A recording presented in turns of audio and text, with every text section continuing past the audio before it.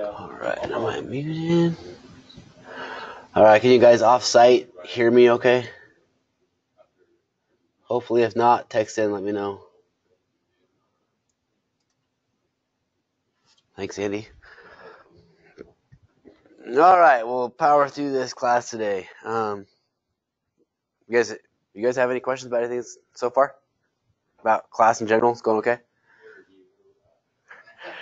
Let me start at chapter 1 and we'll do a quick review. Okay.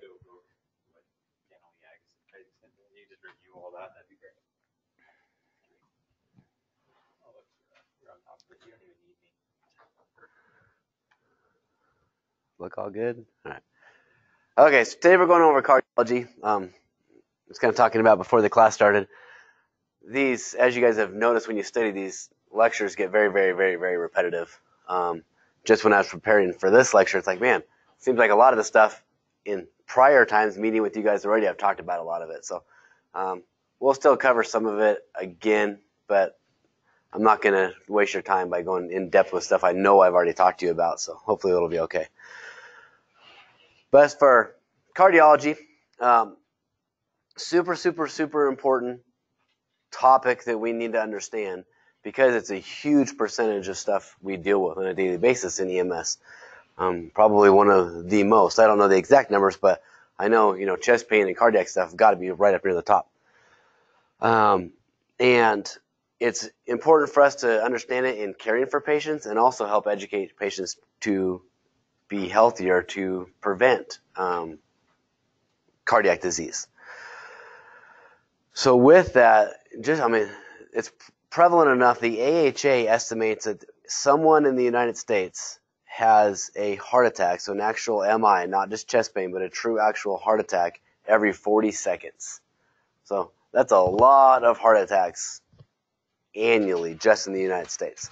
So it's important to make sure that we're dealing with this in a broad spectrum. So there's ways that they recommend reducing cardiovascular death, so obviously better public awareness. So when we talk about public awareness, what's important here? Now if there's more than one of you in your class, I can answer questions. Okay, it's educating people to know what the signs and symptoms are of cardiac disease or a heart attack and what they need to do with it. So we'll talk a little bit later in the lecture about specific signs and symptoms people exhibit when they have or are possibly having a heart attack, but the public needs to be aware of that so they know what to do. Because there's a lot of symptoms that mimic other things, and it's not uncommon at all for people to be having a heart attack and contribute the symptoms to something else, and they don't get help until there's enough heart damage that they can't fix it anymore. Okay, early access to EMS. This has gotten much, much, much better across the country, over the last 30, 40 years. But it's still an issue in some of the real rural areas. And that just needs to be developed across the country better. But it's super expensive. All right, public training to CPR, as you guys know, early access to defibrillation, ALS, and transport hospitals that can actually care for the patient. Now, a lot of hospitals, even your little, critical access hospitals, like the one in Bonners Ferry or, which is shown, can they treat someone with an acute MI, a heart attack? They can treat them. How are they treating them? Are they going in and fixing the artery and getting it unplugged? Nope. They're giving them medications to hopefully dissolve the clot. So giving them TPA. And then they're shipping them to a facility that can actually do like a heart cath or a bypass or something more definitive. So just make sure, like if we have a choice and you're split between two hospitals, make sure you're taking the patient to the one that has the PCI center where they can do the cath, not the other one, because they'll end up there anyway. Luckily in our county, it's all Acute Mi where they can do it. But just make sure you're always taking the patient to the appropriate hospital. All right. Next thing is just a quick anatomy review. So the myocardium, what does that term refer to? that is basically the heart, right? The heart muscle. Okay, so that's, when you talk about myocardium, you're basically referring to the big muscle of the heart. The pericardial sac is that thick fibrous membrane that surrounds the heart. What's important to remember about that sac? And it talks about it with just in that it's really fibrous. If it's really fibrous, do you think it stretches very much? It does not. It has very little stretch to it. Okay, obviously it stretches enough for a good heart contraction, but its max stretch for a contraction is about as much as it's going to stretch, unless you get like cardiomegaly where your heart is growing bigger and bigger and bigger. In that case, that fibrous sac is also going to grow bigger and bigger and bigger. But it doesn't stretch quickly or get bigger quickly. So if you have something like pericardial tamponade, where you have blood or fluid getting in between the heart and that fibrous sac, it can't stretch quick enough to accommodate for that. So what happens then? Right. It's going to start squeezing the heart instead, because the fluid's still going to go in there, and that fibrous sac, that pericardial sac, won't get bigger, so the heart gets squished, and yeah, it reduces your cardiac output and everything else. Okay, the visceral layer of the pericardium lies against the heart itself. So the pericardial sac's the outside, and then you have the visceral layer inside.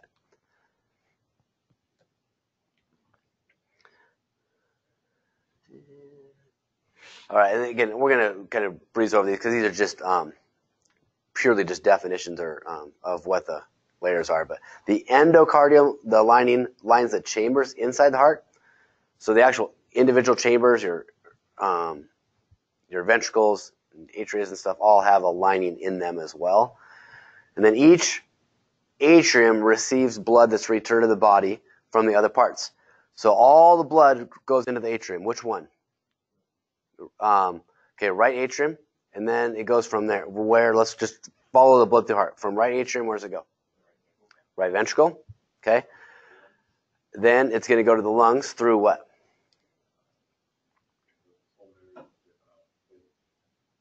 Pulmonary arteries, because it's going away from the heart. Okay, the pulmonary arteries. Into the lungs, goes through all the vasculature in the lungs, comes back towards the heart in veins this time. Enters the heart where? Left atrium, gets pumped to the left ventricle, and then out in what? The aorta, to the body. Okay. Now, what was the big veins that dump blood into the right atrium?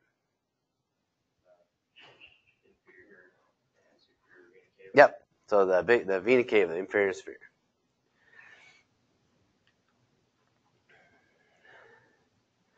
All right, and there's lots of different valves in this. I don't think you guys need to waste your time really memorizing the names of all the particular valves, but there's all the different valves in the heart that can just help control the blood flow through the heart so it doesn't all back up and go the wrong way. All right, coronary arteries. Where are these supplying blood to? The heart muscle itself, not the body, just back to the heart muscle. Where do they come from? Where do they originate? They come off the aorta. Yep, right at the aorta, right after it leaves the heart. So right off the aorta. Okay. And do you remember when the blood flows through those coronary arteries? Is it during systole or diastole of the heartbeat? It's diastole. It's opposite of what most people think. When your heart beats, it pushes blood out to the body. When it relaxes, it sucks blood in through those coronary arteries, basically. All right, so your coronary arteries, you have the LAD, the left anterior descending, circumflex, and actually those are I'm sorry, I'm misspeaking. The left main coronary artery breaks into the LAD and the circumflex. If you're going to have an MI, a heart attack, and you have that blood clot in one of those coronary arteries, obviously the higher the blood clot is in those arteries, the worse it is. And why is that the case? Right, blocks. It cuts out blood to more of the heart. So if, let's say you had a blood clot that got the very base of your left side of your heart, clear at the bottom, and it blocks off, okay? Anything below that's not going to get any more blood flow. Okay? Is that going to be detrimental if it's clear at the very bottom of your heart? No, because you're blocking off very little. If you were to actually block your left main coronary artery, especially before it splits into the LAD and the circumflex, that's huge, because now you're knocking off pretty much your entire left and entire posterior part of your heart. What do you think happens then? You're dead. I mean, you don't survive that. I mean, if it's a complete occlusion that doesn't occlude and self-fix itself right away, which sometimes they will, you can get a blood clot that jams in somewhere and then dissolves or moves or breaks apart. It happens. But if it sticks and it's not moving, you're knocking off so much of your heart there. And well, unless they can fix it almost immediately with really good CPR immediately, get in and get it fixed immediately, you're in big trouble. But just know the higher up you are, the bigger the coronary artery that gets obstructed, the worse the outcome.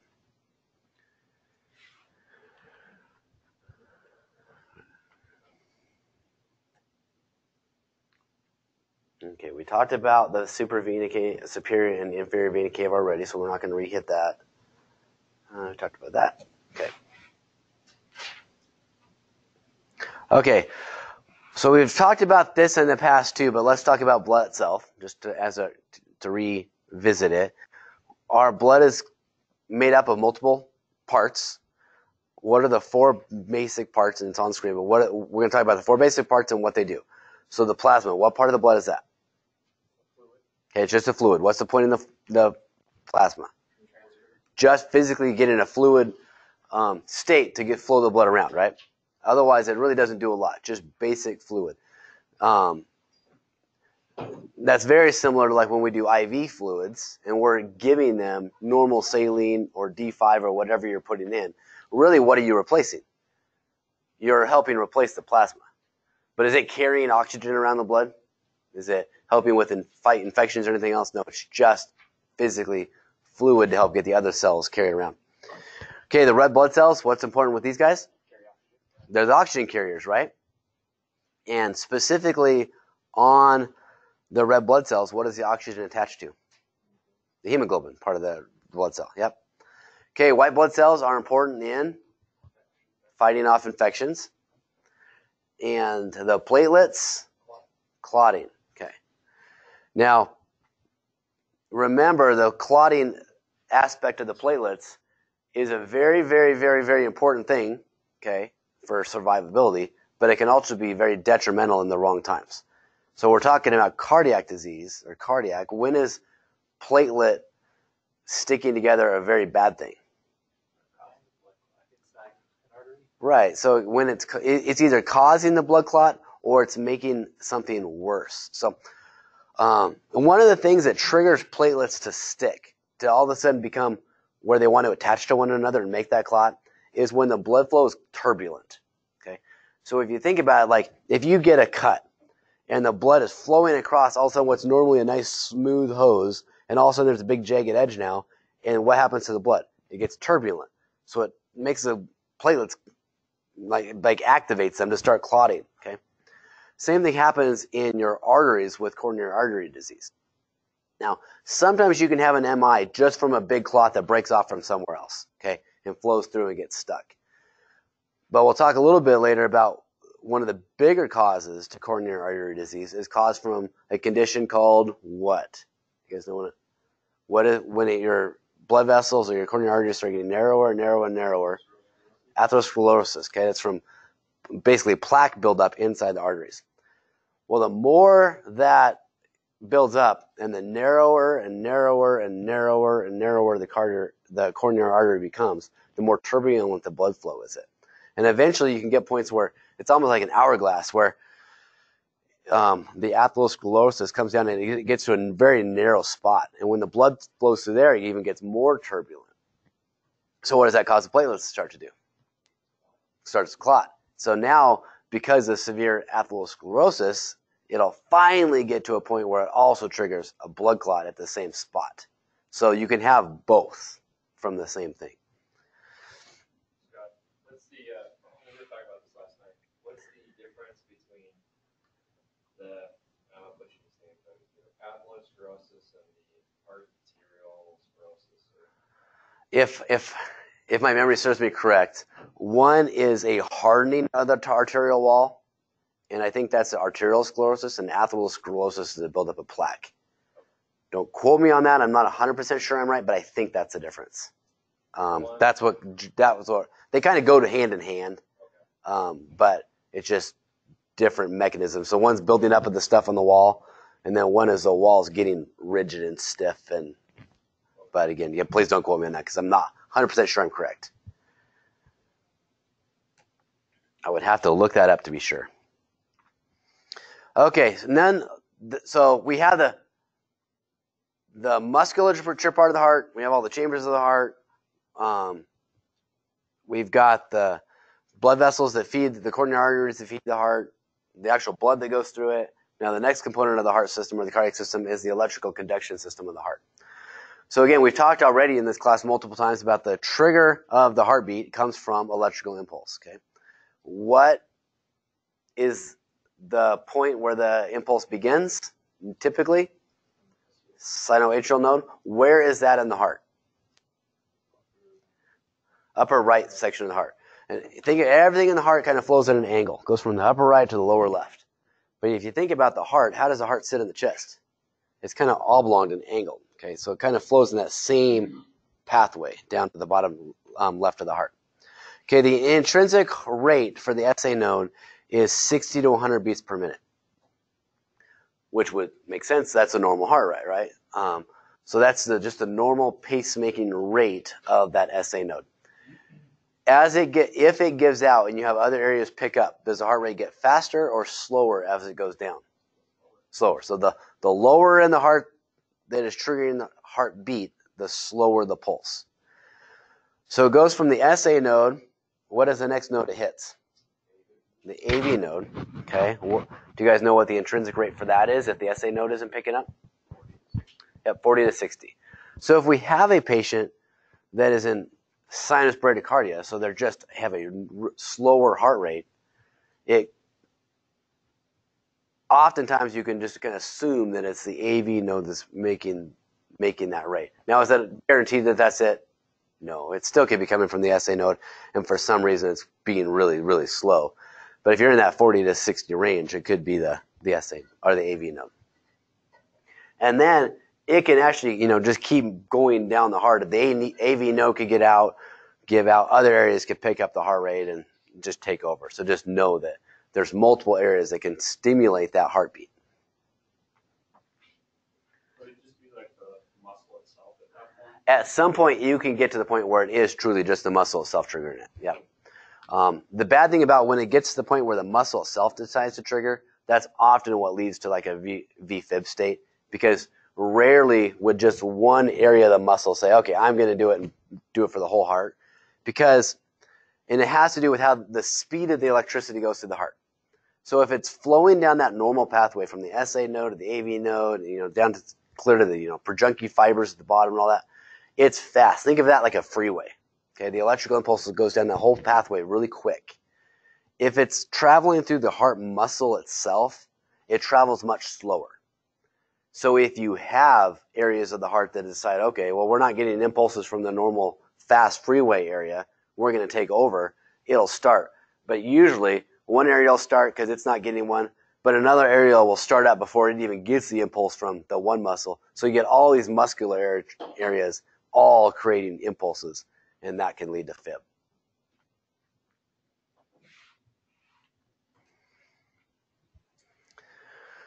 Okay, so and that the excitability, this term here, is basically what we're talking about. The fact that cells respond to electrical impulses and they can also trigger impulses. Okay, that's kind of the excitability of these. They're very, very, very, very sensitive, these myocardial cells, to these electrical impulses.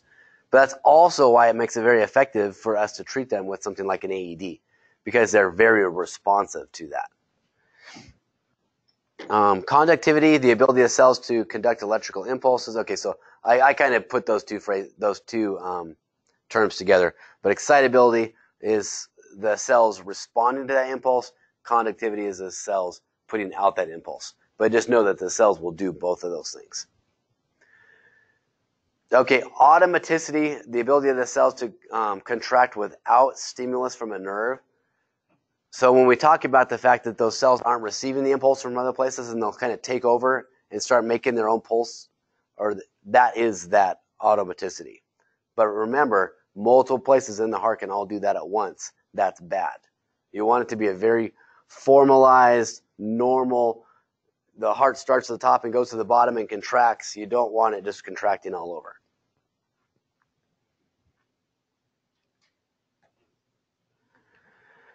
Okay, so now we have a bunch of different areas to kind of regulate the heart. And some of these terms, I don't know how really, other than a test question, they're not really important for us to know. I mean, I don't have these terms, memorized on a, daily basis and working. But for this class, there's a chance that they could throw one of these test questions at you like this. So we'll talk about them again. But so the autonomic nervous system controls the heart's chronotropic state. When we talk about controlling the chronotropic state, do you guys know what that's really controlling? There's the chronotropic, dromotropic, and inotropic state, but they all control different aspects of the heartbeat. Chronotropic is rate, heart rate.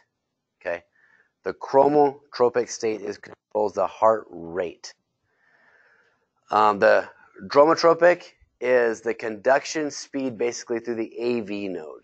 So it also has a little bit to do with rate as well, but it's the speed that passes through the AV node.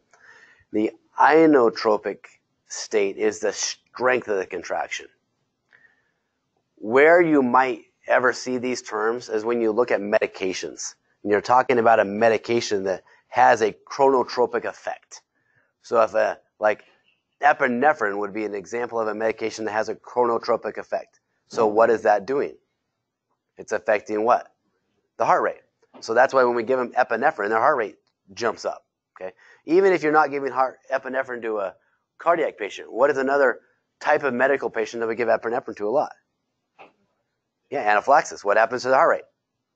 Jumps up. And it's because of that chronotropic effect of that medication. Okay. All right. And then there's lots of receptors that monitor the body functions and maintain homeostasis when we talk about heart rate. Where are those receptors located? There's lots of options here. Okay, they're just more generically blood vessels, kidneys, brain, and within the heart itself. All of those areas have different receptors that will help control cardiac functionality.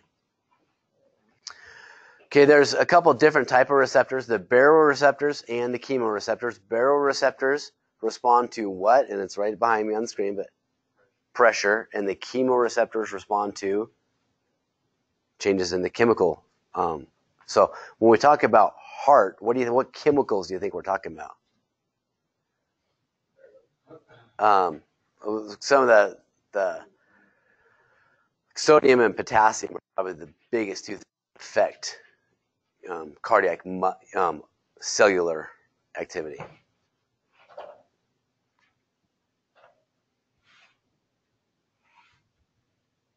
All right, so your cardiac cycle starts with myocardial contraction, is when the cycle begins, and it goes until the beginning of the next contraction. So that's one entire heartbeat is the start of the heartbeat till the start of the next heartbeat. That's one entire cardiac cycle. Okay, we have systole and diastole. We already talked about systole being what? The squeezing, the working of the heartbeat. Diastole is relaxing. But remember, diastole is when the coronary arteries get filled. Okay, preload and afterload are two important things to understand when we talk about the functionality of the heart and how hard it has to work, and basically the overall health of the whole cardiac cycle of the system. So when we talk about preload, what is preload?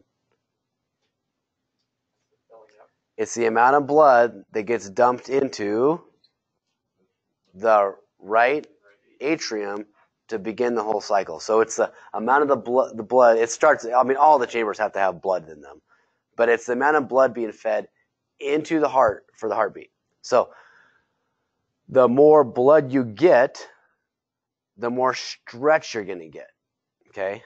So in that chamber, the more that blood that can get in there, the more the heart muscle is going to stretch. And think about a rubber band. The farther you stretch a rubber band, the more elasticity, more elastic it is, and the more you get that contraction.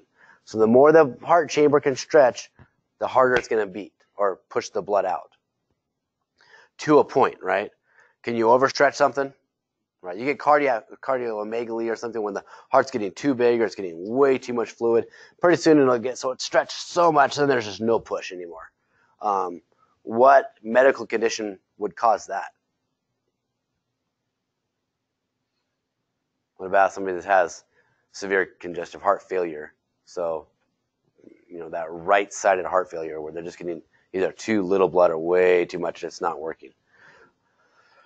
Okay, so preload is the amount of blood that's going into the heart, into the heart, into the heart, into the heart to allow that stretch. And that there's an actual term for that stretch that's still on your screen too. The amount of stretch that the heart has to have that elastic recoil.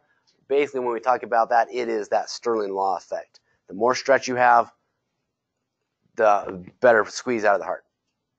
Okay, now afterload. Afterload is as important, if not more important, to control or help control for heart health. What is afterload?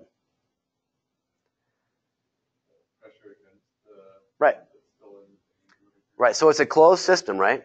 And so when the heart pushes, the blood vessels already have blood in them. So that when it's trying to get blood pushed out of the left ventricle, there's already blood in the aorta.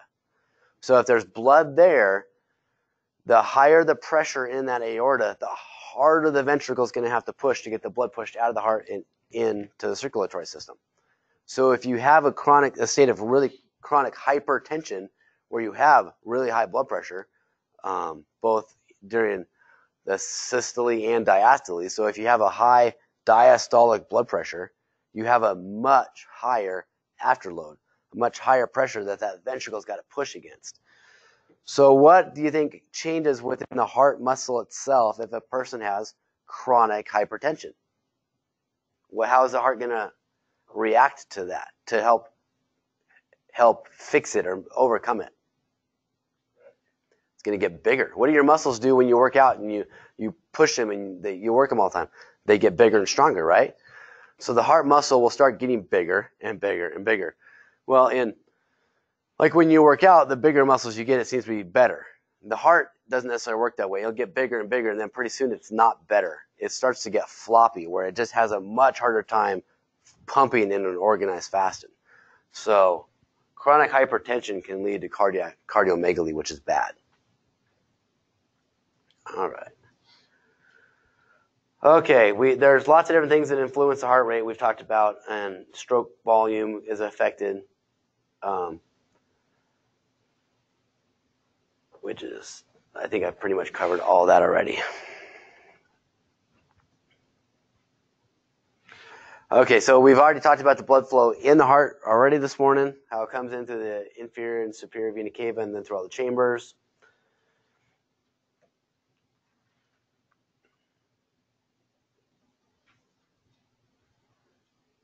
Okay, the term systemic circulation, just to make sure you guys understand the term, we haven't really specifically talked about that. What is it? With the blood flow through the heart, that's, coronary circulation basically, or, but when we talk about systemic circulation, where is the blood flow occurring or going? Just to the whole body. So when you talk about systemic, you're talking about body-wide. So when we talk about things that affect the entire body, like sepsis, when they have a blood infection, that's a systemic infection because it's affecting everywhere. So just that word systemic, just know that's talking about everywhere. We're not talking about just the heart. Okay, cardiac cell ischemia. What's occurring here? Okay, we talked about what the word ischemia is in one of the first classes I taught. We were talking about pathophysiology. So basically, ischemia is lack of blood, but more specifically, oxygen to the cells. So in cardiac cell ischemia, the cardiac cells are not getting enough oxygen. Why aren't they getting enough oxygen? Could be to multiple reasons. Could it be a systemic problem, not just a heart problem? Yeah, I mean, you could have a pulmonary embolus where the blood isn't flowing through the lungs like it should. And so now the blood that's going to the heart itself is already deoxygenated. Because that blood is deoxygenated, the heart muscle is also having trouble. Okay, you could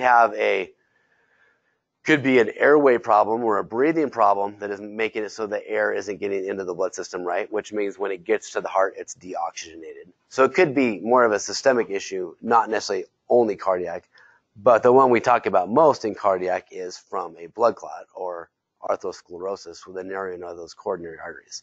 But just know, you can get cardiac ischemia from other things than a heart attack. And the prominent sinus symptom of cardiac cell ischemia, what are they going to experience first thing? Chest pain, chest pain, chest pain, chest pain. That is the classic symptom we'll get from the ischemia there. All right, so we talked about coronary arthrosclerosis earlier, being the narrowing of those coronary arteries due to that buildup of plaque, decreasing the blood flow to all those cells and anything beyond that. So that buildup of plaque, there's a element of cholesterol that is in that, along with that fatty tissue.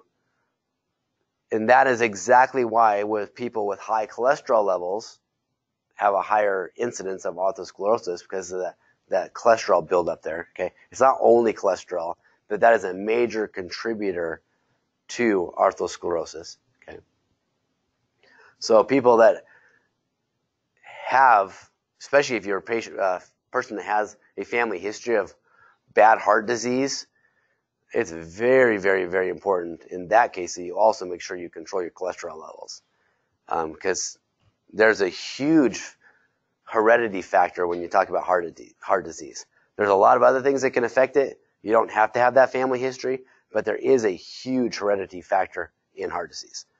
That's why when you guys go to your physicals, one thing a doctor will often ask, if you've had chest pain, if you had all these cardiac symptoms, but they always ask too, do you have a family history of heart disease?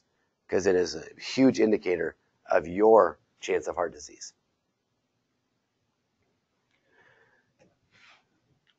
All right, so here's just a graphic picture kind of showing that atherosclerosis. You can see how the inner space within that hose or the arterial wall is getting thinner and thinner. What does that do to the pressure within the coronary arteries? Decrease it or increase it? Increase it, right? The narrower it is, same amount of fluid going through it, the pressure is going to increase. But yep, it also it gets that blood all mixed up and causes those platelets to want to stick together. It's a bad deal all the way around. Scott, I think you have a question. Thanks. The question is angina from ischemia? Yes. The term angina is just a medical term for chest pain, basically is what we're talking about. And it doesn't necessarily mean whether the patient is having a heart attack or not. We're going to talk about some real specific definitions of chest pain at the end of this lecture, but all of them result from ischemia, yes.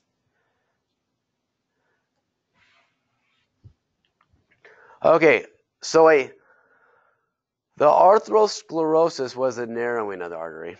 A thromboembolism is now the blood clot that gets stuck in that narrowing. Now, could you have a thromboembolus get stuck in a artery that's not narrowed? Absolutely, if it's a big enough embolus. It's just not as likely, but it could happen. You could have a big embolus, but most of the time they're getting stuck in narrows that are in arteries that are narrowed. So a thromboembolism.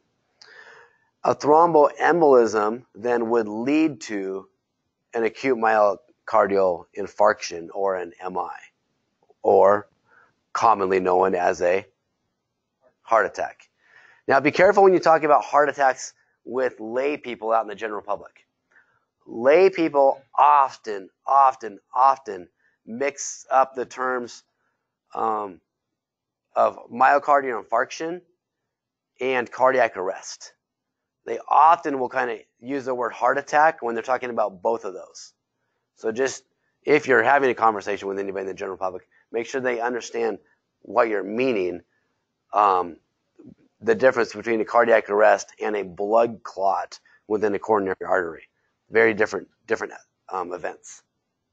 They get very confused. Okay, major contributing factors to atherosclerosis. We talked about elevated cholesterol levels already. Cigarette smoking, huge indicator. High blood pressure, but we're talking chronic high blood pressure. We're not talking an occasional high blood pressure. We're talking chronically uncontrolled high blood pressure is a contributing factor. Diabetes, lack of exercise, and stress.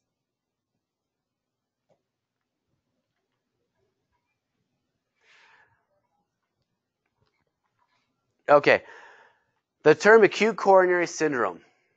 This is a kind of umbrella term talking about a group of symptoms consistent with acute myocardial ischemia. So when we talk about acute coronary syndrome, meaning a whole bunch of things that have to do with ischemia, what is the result? What does the patient feel when they have ischemia? Chest pain. So acute coronary syndrome is a big term to talk about people that have chest pain. But really, it's more specific than that. It's what type of chest pain? Cardiac chest pain. Okay.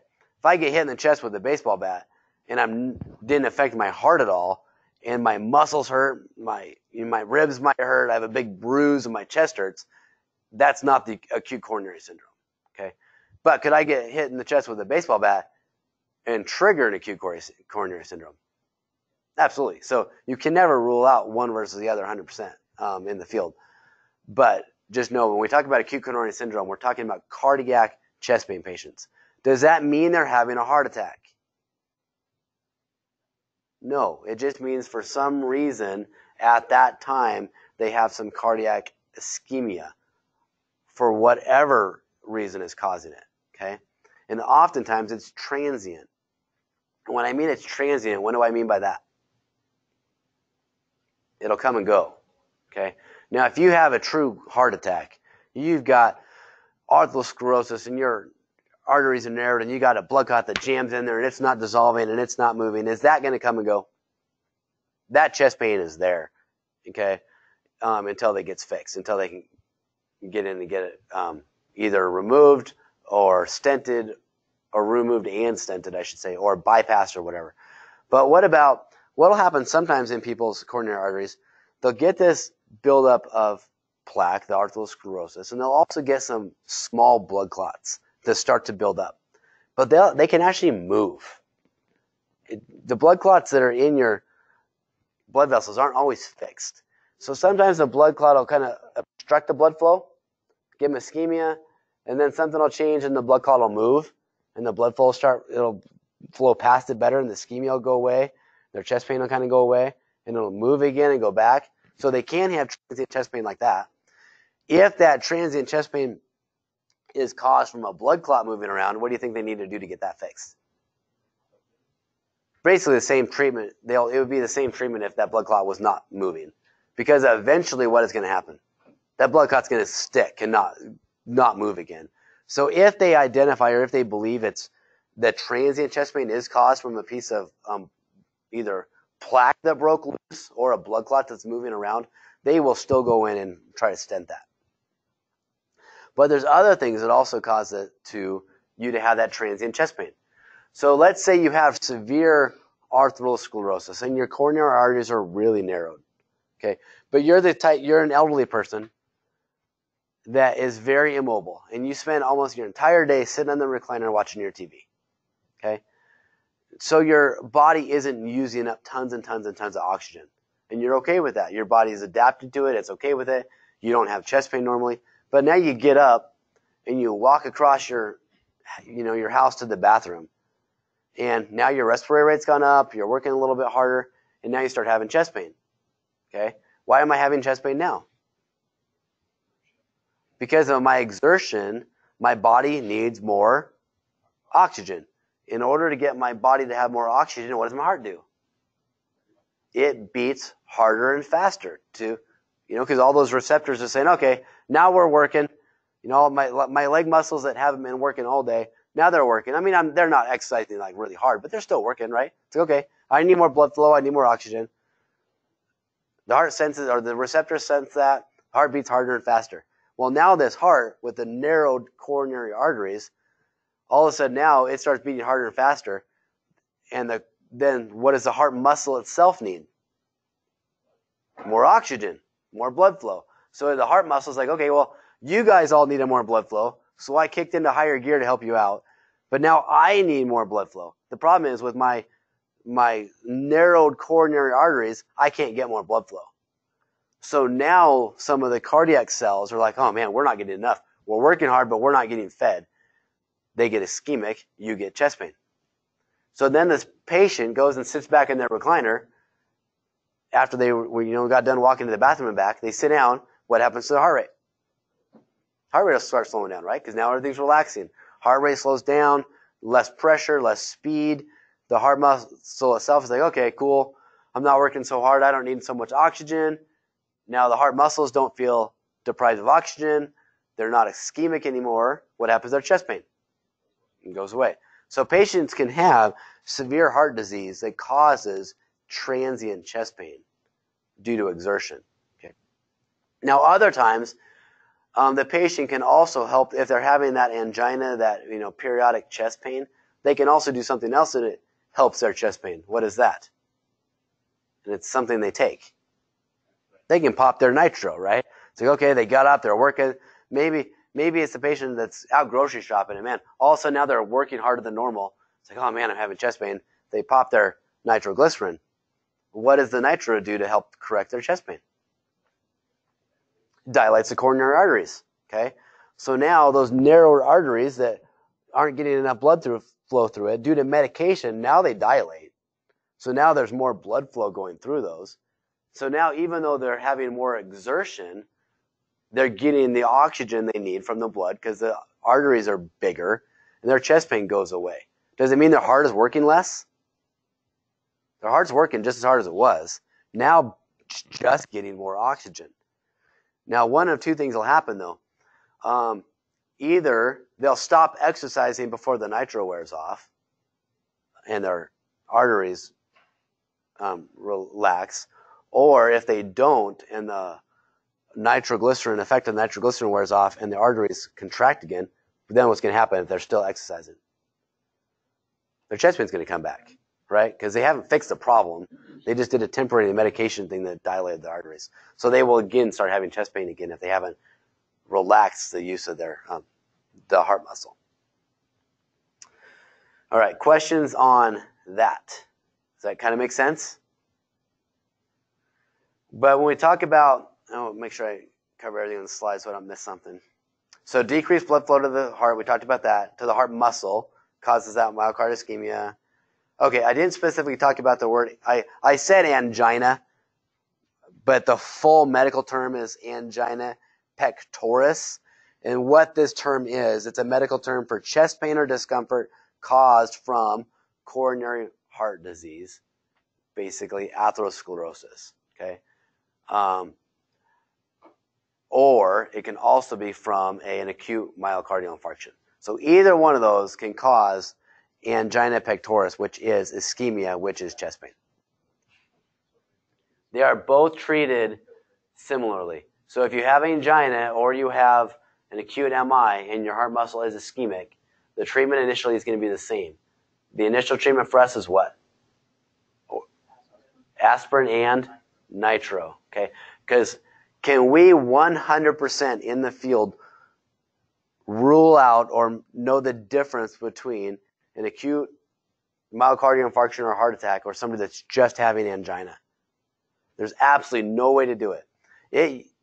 I had talked to a lot of different medics, that have said, an EKG can rule out a heart attack versus a not heart attack. It absolutely cannot. Okay, go talk to a cardiologist, go talk to an ER physician, and they'll tell you it's not 100% definitive.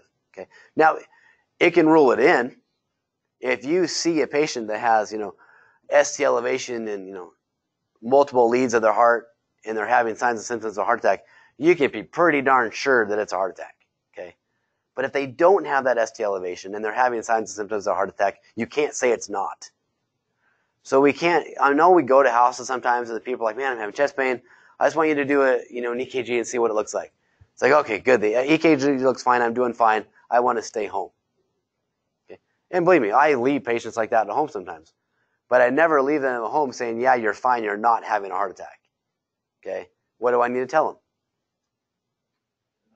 them? Yeah. I don't know if you're having a heart attack. I don't see anything obvious on the EKG. But I do not know if you're having a heart attack or not. The only way to know for sure is to go to the hospital and get blood work done, because there's indicators in the blood work where little enzymes are released with There's enzymes that are released with muscle breakdown. Okay. Now, they'll do blood work at the hospital, which will look for these enzymes. Now, you can have normal muscle breakdown, like skeletal muscle breakdown. Okay, and it'll release these enzymes. The cool thing about those ones is you do a blood test, you get that blood test back right away, and you can see the elevated levels of the skeletal muscle breakdown, which would also be released if you have cardiac muscle breakdown. That result comes back right away, but it's not 100% conclusive to heart disease. So they'll have somebody that comes in with chest pain, they run all these cardiac markers, they'll get this one result back first, and if it's elevated, it's like, okay, well, yeah, you have these enzymes, but now we still don't know 100% if it's due to some other muscle breakdown or if it's your heart. So then they have to wait for the ones that are very, very, very specific to the actual myocardium.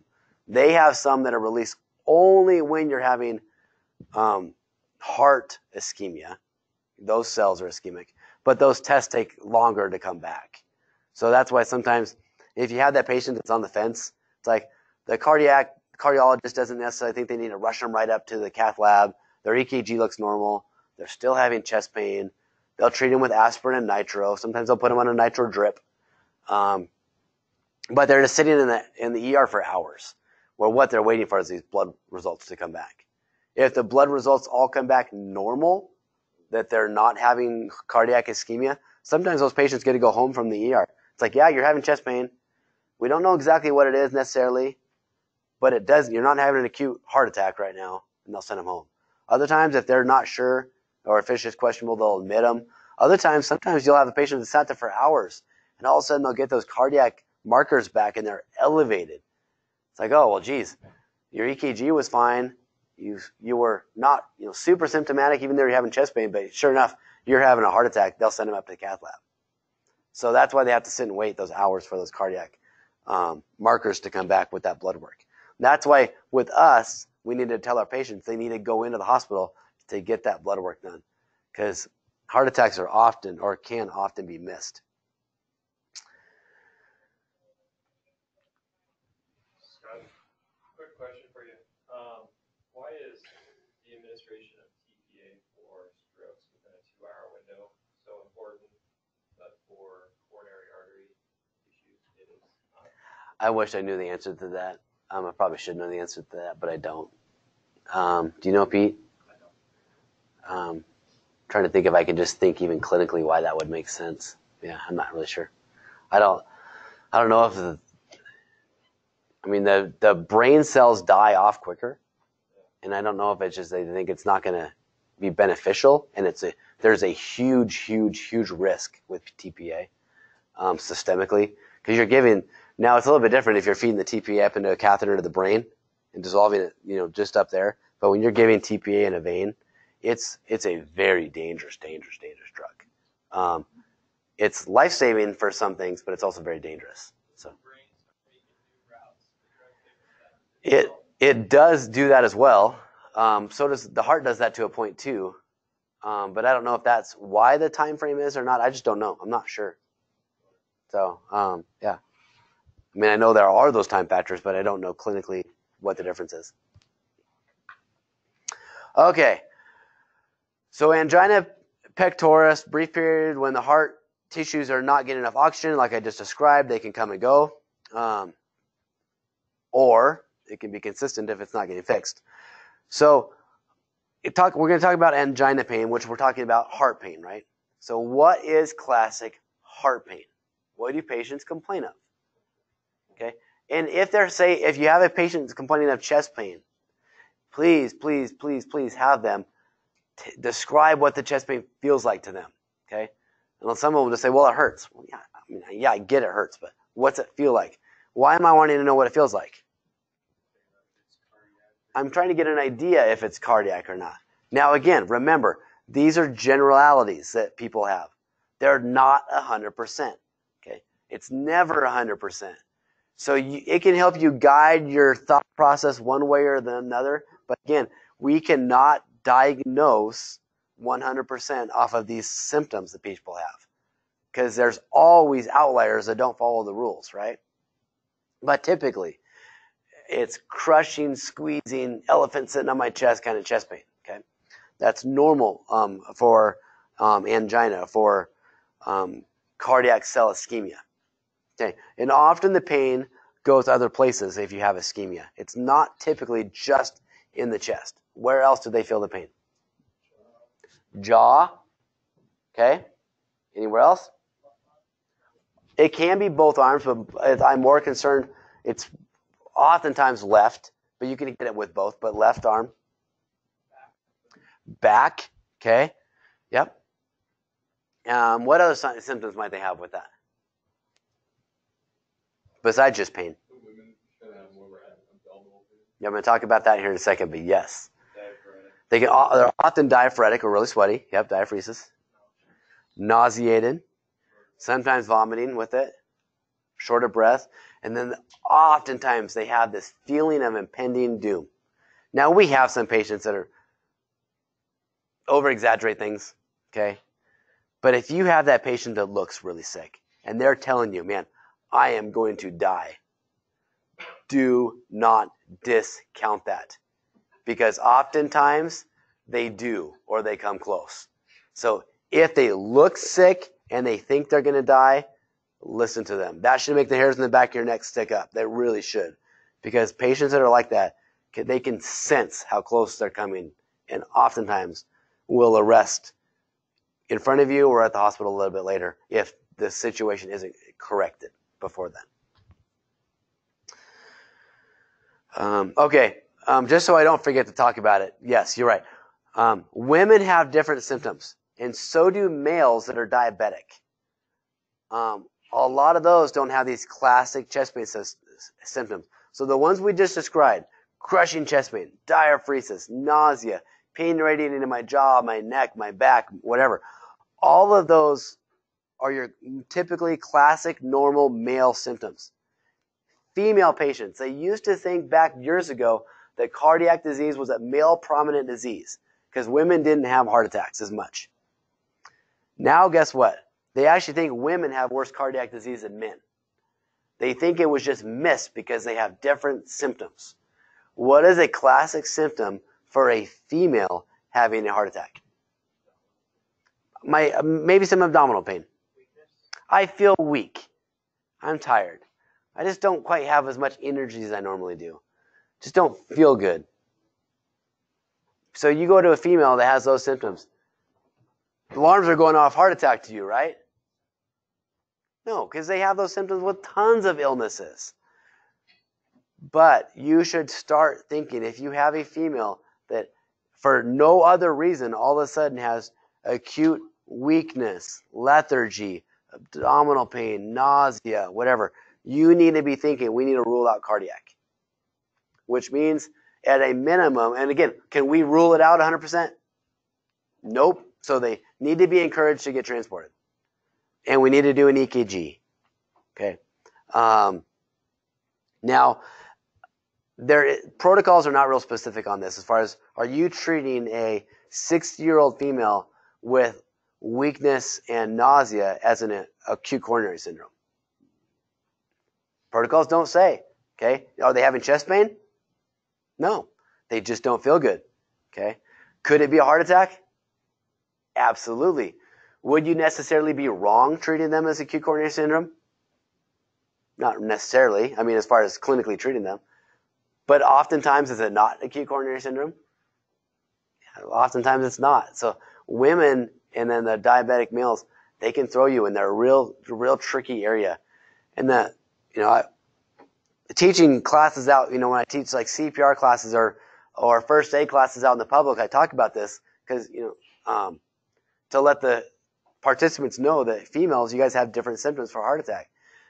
What do most of the females say though when you talk about this? Like, man, your symptoms are weakness, like sometimes nausea. You just don't feel good. You don't have the energy you normally do. They're like, well, crap. If I have to go to the hospital every time I have those symptoms, I'll be at the hospital every day. So, because of that, what happens? They ignore it, and they may be having a heart attack, and they don't get it treated. So, just FYI. But if you go on a patient where somebody was sick enough to call 911, and they're having those symptoms, again, oftentimes they're not going to go to the hospital, and you can't force them to go. But let them know that there is a possibility our symptoms could be caused from heart ischemia, or it could be your heart. Might not be, but it could be. Scott, would you agree with Ryan's comment on back pain? It seems like a lot of times the females will say that they have back pain, but not chest pain associated. Yes, I don't think that's just necessarily just females. I see that a lot with females too, where they'll get the back pain. But I get that with a lot of my cardiac patients where they don't always necessarily have chest pain. It'll be more in their back. But how I consider back pain, this to me is not back pain if it's up here. This to me is posterior chest pain. Because is your heart just in the front of your chest? Your heart is in your chest, right? I don't care if the pain's here or here. It could still be cardiac muscle ischemia. It's just either anterior or it's posterior. But in your mind, think of that region, that thoracic region, as chest pain. Now, if it's pain down here, I would say, okay, their pain's right into their back. But even when I chart that, I chart it as anterior and posterior chest pain because it's all their chest. This is all your chest. Okay. I think of my back more as my spine, more of, that kind of part of your back. But if I'm talking like just right behind their heart in the back of their heart, that's posterior. Now, I'm not saying you have to do that, but think of it that way. Because your heart is just as much in the back of your chest as it is the front of your chest. When you're going through and you're doing your rule outs and your assessments, Uh-huh. how often do you hang your hat on being able to reproduce it? I don't. I am very, very, very conservative with any kind of potential heart disease. And if I have a patient that is exhibiting signs and symptoms of what could be cardiac, I treat him as cardiac. I always try to convince them to go to the hospital. I'm always doing my 12 leads. I spend very little time trying to rule out other stuff because if you treat a patient for cardiac disease that's not having a cardiac problem, you're not going to make anything else worse. But if you don't treat them for cardiac disease and that's the problem, you've not made them better. So if I have some patients that flat out, as you do too, that do not want to go to the hospital. They get there and we're treating them and they don't want to go. I will try to talk them into going. There's sometimes I have a better feeling in the back of my head. It's like, I think they're probably fine not to go. My gut is they're not having cardiac disease, but I would never tell them that. But if I'm going to take someone to the hospital with chest pain, in my mind, it's acute coronary syndrome until it's proven it's not.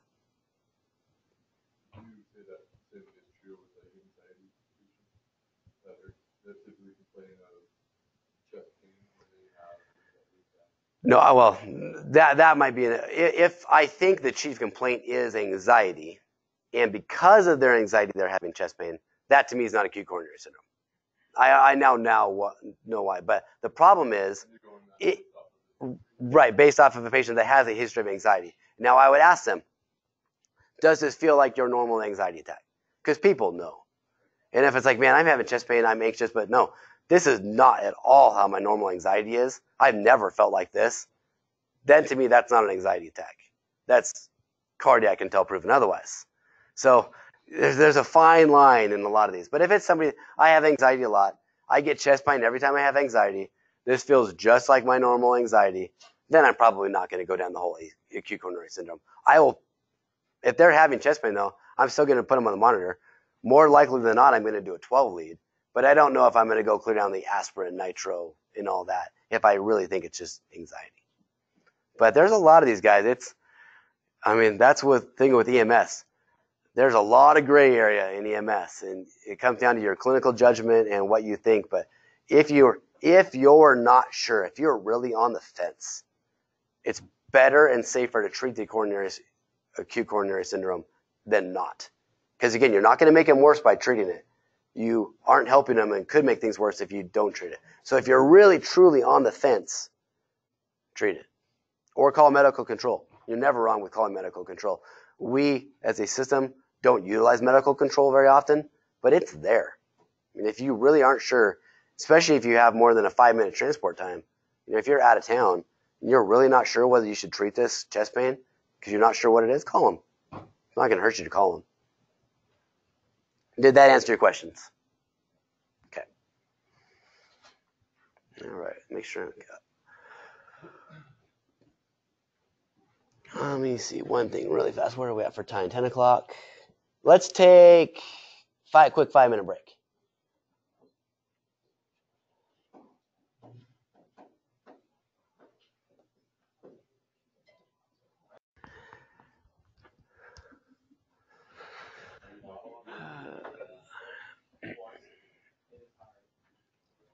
All right, everybody ready to hit the road again here?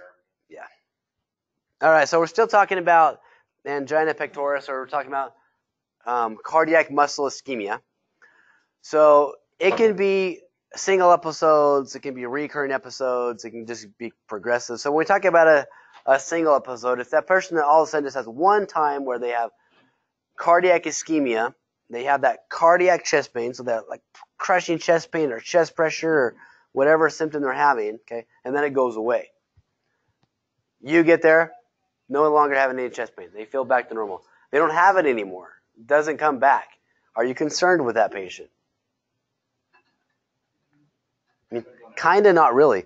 But if it truly sounded like cardiac style chest pain from what they're describing, there is a chance that it truly was cardiac chest pain.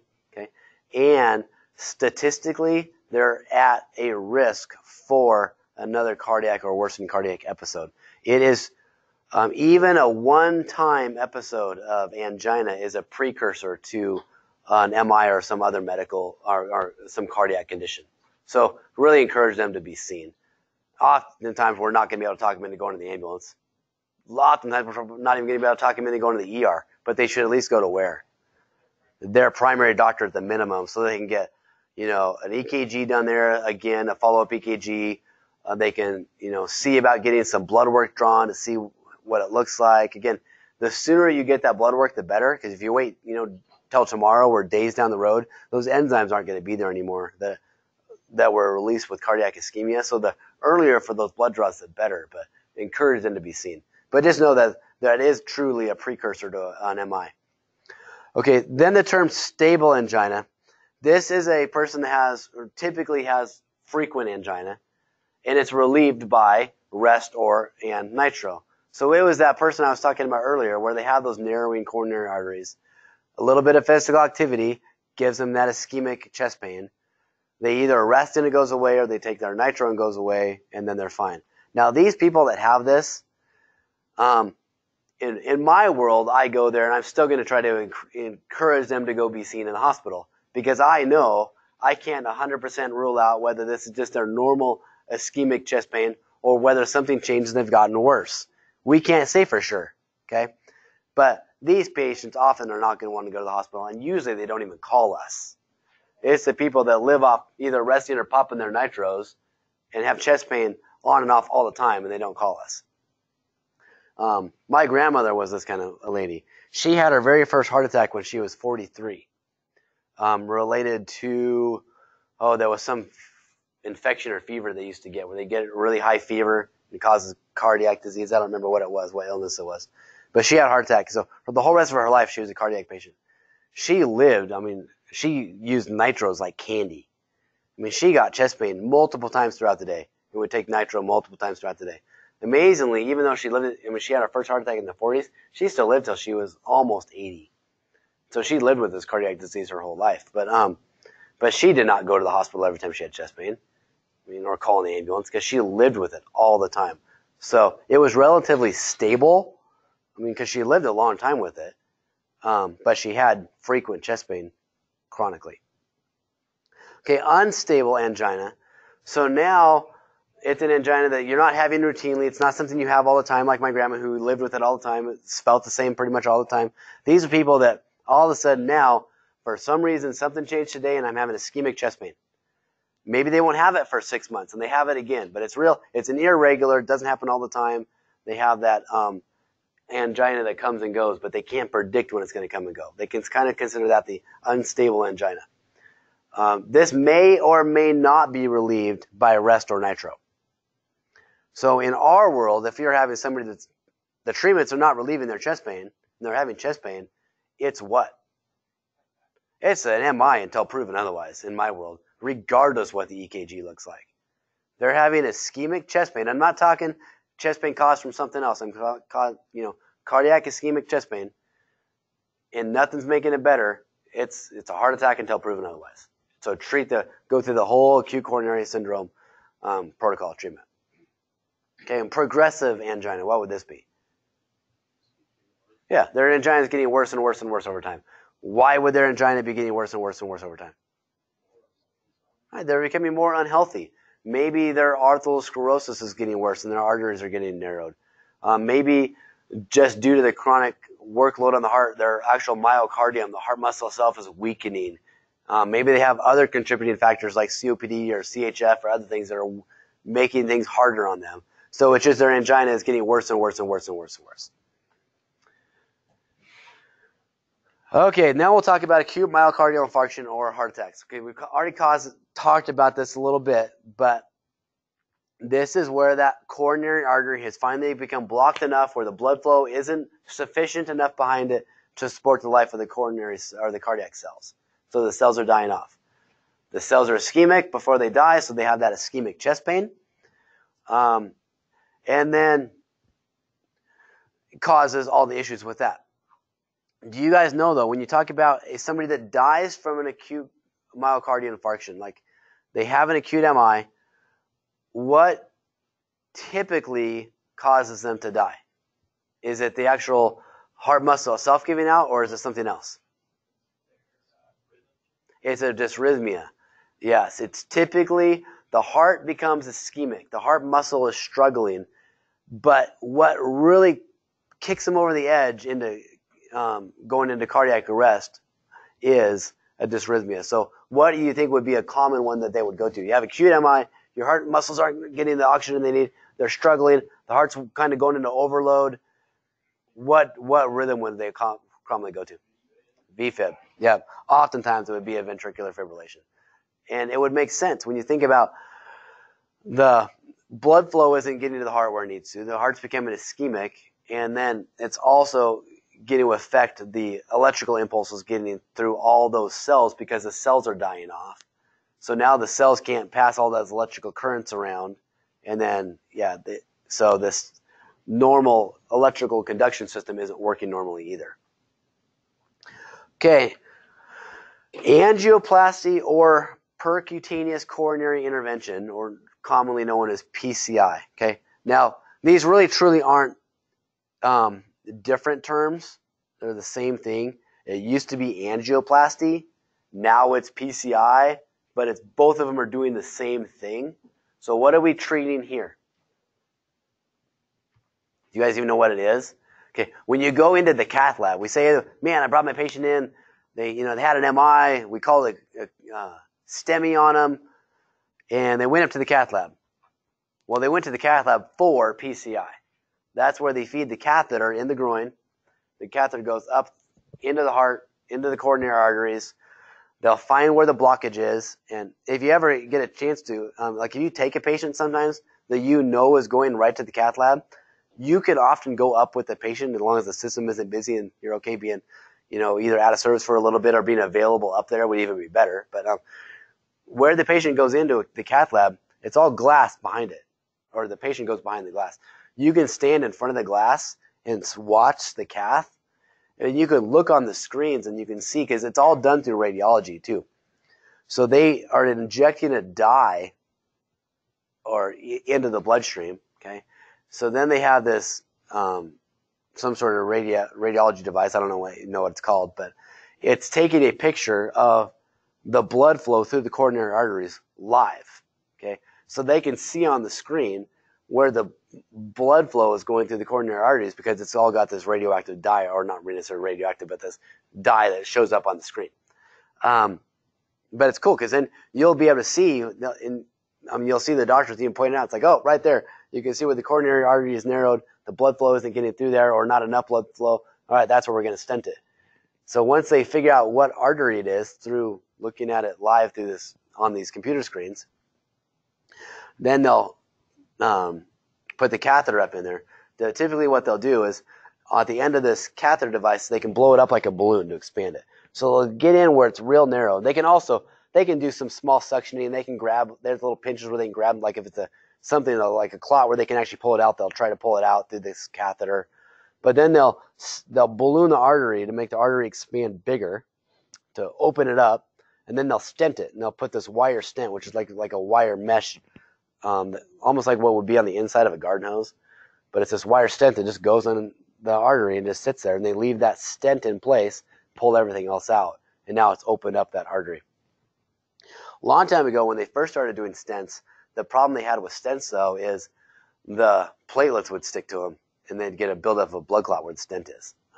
They've gotten a lot better now, and they actually, I don't know which one it is or what actual chemical it is, but they coat the stents now with a chemotherapy agent. And the chemotherapy agent is what helps keep the blood clots or the platelets from sticking to it. So it's kind of weird how that developed.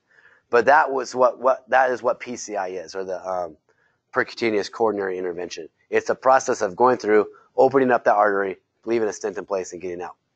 What is another thing they could do to fix that artery if PCI doesn't work? They could do a bypass. Okay, so now instead of getting the clot removed and cleared out in that artery, if they decide the clot's too long, sometimes they just can't stent it, they can't get it out because they can have just a huge buildup, or sometimes they just think the coronary artery isn't strong enough and healthy enough to receive the stent, then they'll bypass it. So they'll get another piece of blood vessel. They usually take it out of their legs, the patient's legs, but it can come from other places. And then they'll sew it in above that clot and then sew it in below that clot to just bypass that clot. And again, it's common for patients when they go in to get a stent or a bypass to have multiple of them done. In an emergent setting, though, let's say you have a patient with acute MI that we take in, they go in and they have a particular artery that's blocked or in trouble that they decide to stent. At that time, they often identify, man, you've got multiple arteries that need fixed. They don't do them all at that same time. You would think they would, but they don't.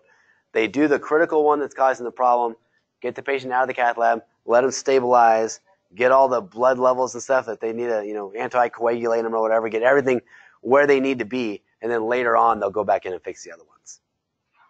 Okay, questions on PCI?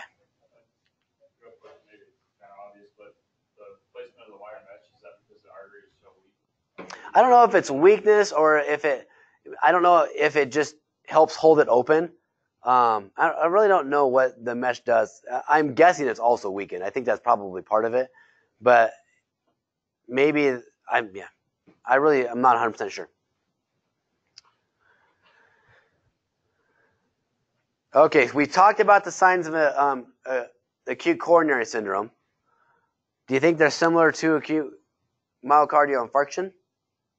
Because really, isn't it the same thing? Acute coronary syndrome is what? We talked about earlier. Ischemia to the heart cells, right? What is the result of an acute myocardial infarction? Ischemia to the heart cells. Okay, so really the symptoms would be similar. But with an acute myocardial infarction, if you have a bunch of the heart cells dying off, obviously your symptoms are going to get worse and worse and worse because it's going to get more progressive and progressive and progressive. But you're still going to have that crushing chest pain, the diaphoresis, nausea, all that feeling of impending doom, the pain radiating into all the same places. You might start seeing an irregular heart rate or some sort of dysrhythmia related to the ischemia causing problems with the conduction system. They will often also complain of shortness of breath. It says pink frothy sputum. I am trying to think. I was thinking about when I was preparing for this lecture yesterday. If I've ever can think of a specific patient where, man, I'm like, man, look at all that pink frothy sputum. It must be an MI. I don't ever remember seeing that on an MI patient, but possibly. And then obviously sudden death if the dysrhythmia got so bad that they coded. For the pink frothy sputum. Then, okay. Another, and this probably is not in your book. If you go on a cardiac arrest, there's another classic sign that can often differentiate a MI from a PE. And I've never had one where it's like, man, this, you see this, and I think it's PE and they survive. It's always tend to be bad, but for some reason, PEs get this line of demarcation in their chest color, where I'm trying to remember. I'm probably going to get it backwards, but wherever the line is above it is really pale and white, and below it's got much more color to it. And it's usually right around their nipple line, but it's not always the same. If you have that patient where you're coding and you're coding them, and it's like, man, look at the different colors in their chest. That is indicative, however you say that word, indicative, thank you, of a pulmonary embolism. So just think that. So we're still going to treat them exactly the same, but just know in your mind, like all the epinephrine and everything we're giving is not going to fix it PE. So it's probably going to be terminal. The only ones I've ever seen that we didn't even transport because we never even got anything back. But just know that, and I learned that when I was in the hospital with the physicians, when we'd be working a code, they'd see us like, oh man, this is a PE, right? We're basically done here. So just know that. I don't know if it's 100% always the case, but they say it's pretty classic when you see that it's a PE, not cardiac. It was the PE caused the cardiac arrest.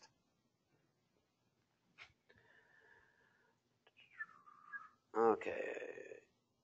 All right. Here are some just general symptoms that the patient might also have with an MI besides just the chest pain. So they appear frightened. So that kind of goes along with that feeling of impending doom. They can tell. I mean, it's their body. They can feel that something's not right, and it can cause that anxiousness. But again, we talked about earlier about making sure you identify if it's anxiety or if it's cardiac causing that. Increased pulse. Well, if I have an MI and my heart's struggling, when my pulse go down, why is it increased? Right. So my heart isn't functioning like it should. What do you think my cardiac output is? Higher or lower? So my cardiac output's decreased because the heart's struggling. Okay. So now all my other cells and receptors in my body that are looking for that good cardiac output, it's like, man, cardiac output's low. What's going on down there, you lazy bums? Let's get going. So they tell the heart, hey, dudes, we're not getting enough oxygen. We're not getting enough blood flow. Pick it up. So what's heart do then to respond to that? Speeds up and tries to work harder. But if you're having an acute MI, that's going to make the MI worse, or the result of it, because now the heart's going to be working harder and getting less oxygen, so it actually amplifies the problem. So this is one of those feedback loops, man, that it just gets worse and worse and worse and worse and worse because the body's saying hurry up and work harder. The heart tries to work harder and gets sicker. So then eventually the blood pressure is going to start to fall. Why is the blood pressure falling? Right, because now my blood's just it is not pumping well enough to keep up. It's ischemic. The muscle's not working, and it's giving out. Okay, they'll also have that feeling of difficulty breathing sometimes, and the impending doom that we talked about. Okay, the end consequences of an acute MI. Sometimes it's an instant sudden death. Why or what would cause one acute MI to be more of a sudden death than another? Right, so think about what causes acute MI. It's often atherosclerosis in conjunction with a blood clot. Okay, and we already talked about the higher up in that coronary artery, the worse it is. So if you have a really high, big clot, those ones are going to be the ones that are more likely to be a sudden death. Knocks out more of your heart with one big stroke. Okay. Okay, then cardiogenic shock would be a consequence of what we just talked about. The heart muscle itself is weakening and just can't keep up with the demand. Heart failure.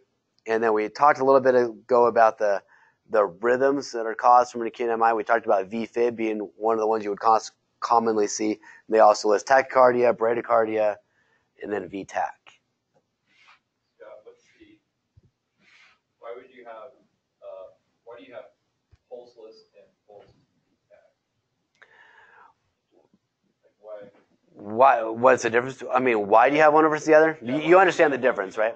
Why would you have a pulse? I don't know if it's strictly rate or I don't know why sometimes it's perfusion and sometimes it's not. I really don't know. I mean, I know sometimes with V-Tach, it's rapid, but you're still getting the chambers filling with blood.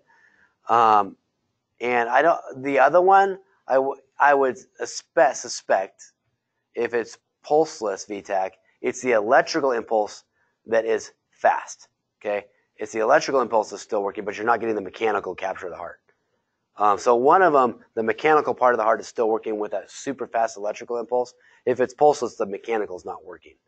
So the electrical is still throwing that fast electrical conduction, but for some reason, whether it's an MI or some other reason, the mechanical part of the heart is now given out.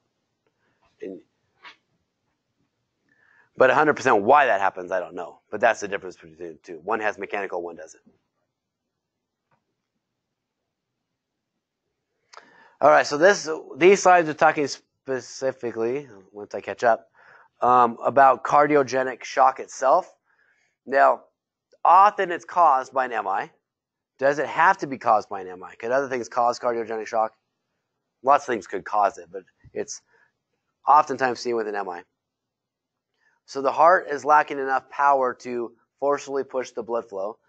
And really, when you think about it, in this term, it's lacking enough power to push the blood flow against what term that we talked about earlier? The afterload. Okay? It doesn't have enough power to overcome the afterload. That's the pressure in the aorta. Doesn't have enough power to overcome that. Okay? And so your blood pressure is dropping, everything's, just going to heck. So cardiogenic shock. Now, could hypovolemia cause cardiogenic shock? Eventually, because pretty soon there's not enough fluid, but we classify those differently, right? So hypovolemic shock is lack of fluid, but remember, it's not always due to bleeding. A lot of people get fixated on hypovolemic shock being a traumatic thing with bleeding. Remember, diarrhea can cause it, vomiting can cause it, vaginal bleeding can cause it. It can be just from lack of intake. There's lots of things that can cause hypovolemic shock. Okay? Cardiogenic shock is truly related to the heart muscle itself not working properly. Okay, that's cardiogenic shock. So what differentiates it from hypovolemic shock? The chief complaint. So hypovolemic shock, do you think one of their chief complaints is chest pain? Probably not. They're just dehydrated. They're bleeding. They're doing whatever. They're going to be weak. They're going to not feel good. But they're not going to have chest pain until the hypovolemia gets so bad that what happens? They're having ischemia due to perfusion problems. Do you think that's early or late in shock? Late, because what's it going to protect first? The brain and heart are the first things we're going to protect in a state of shock, right? It's shunting all the blood it can to the brain and heart.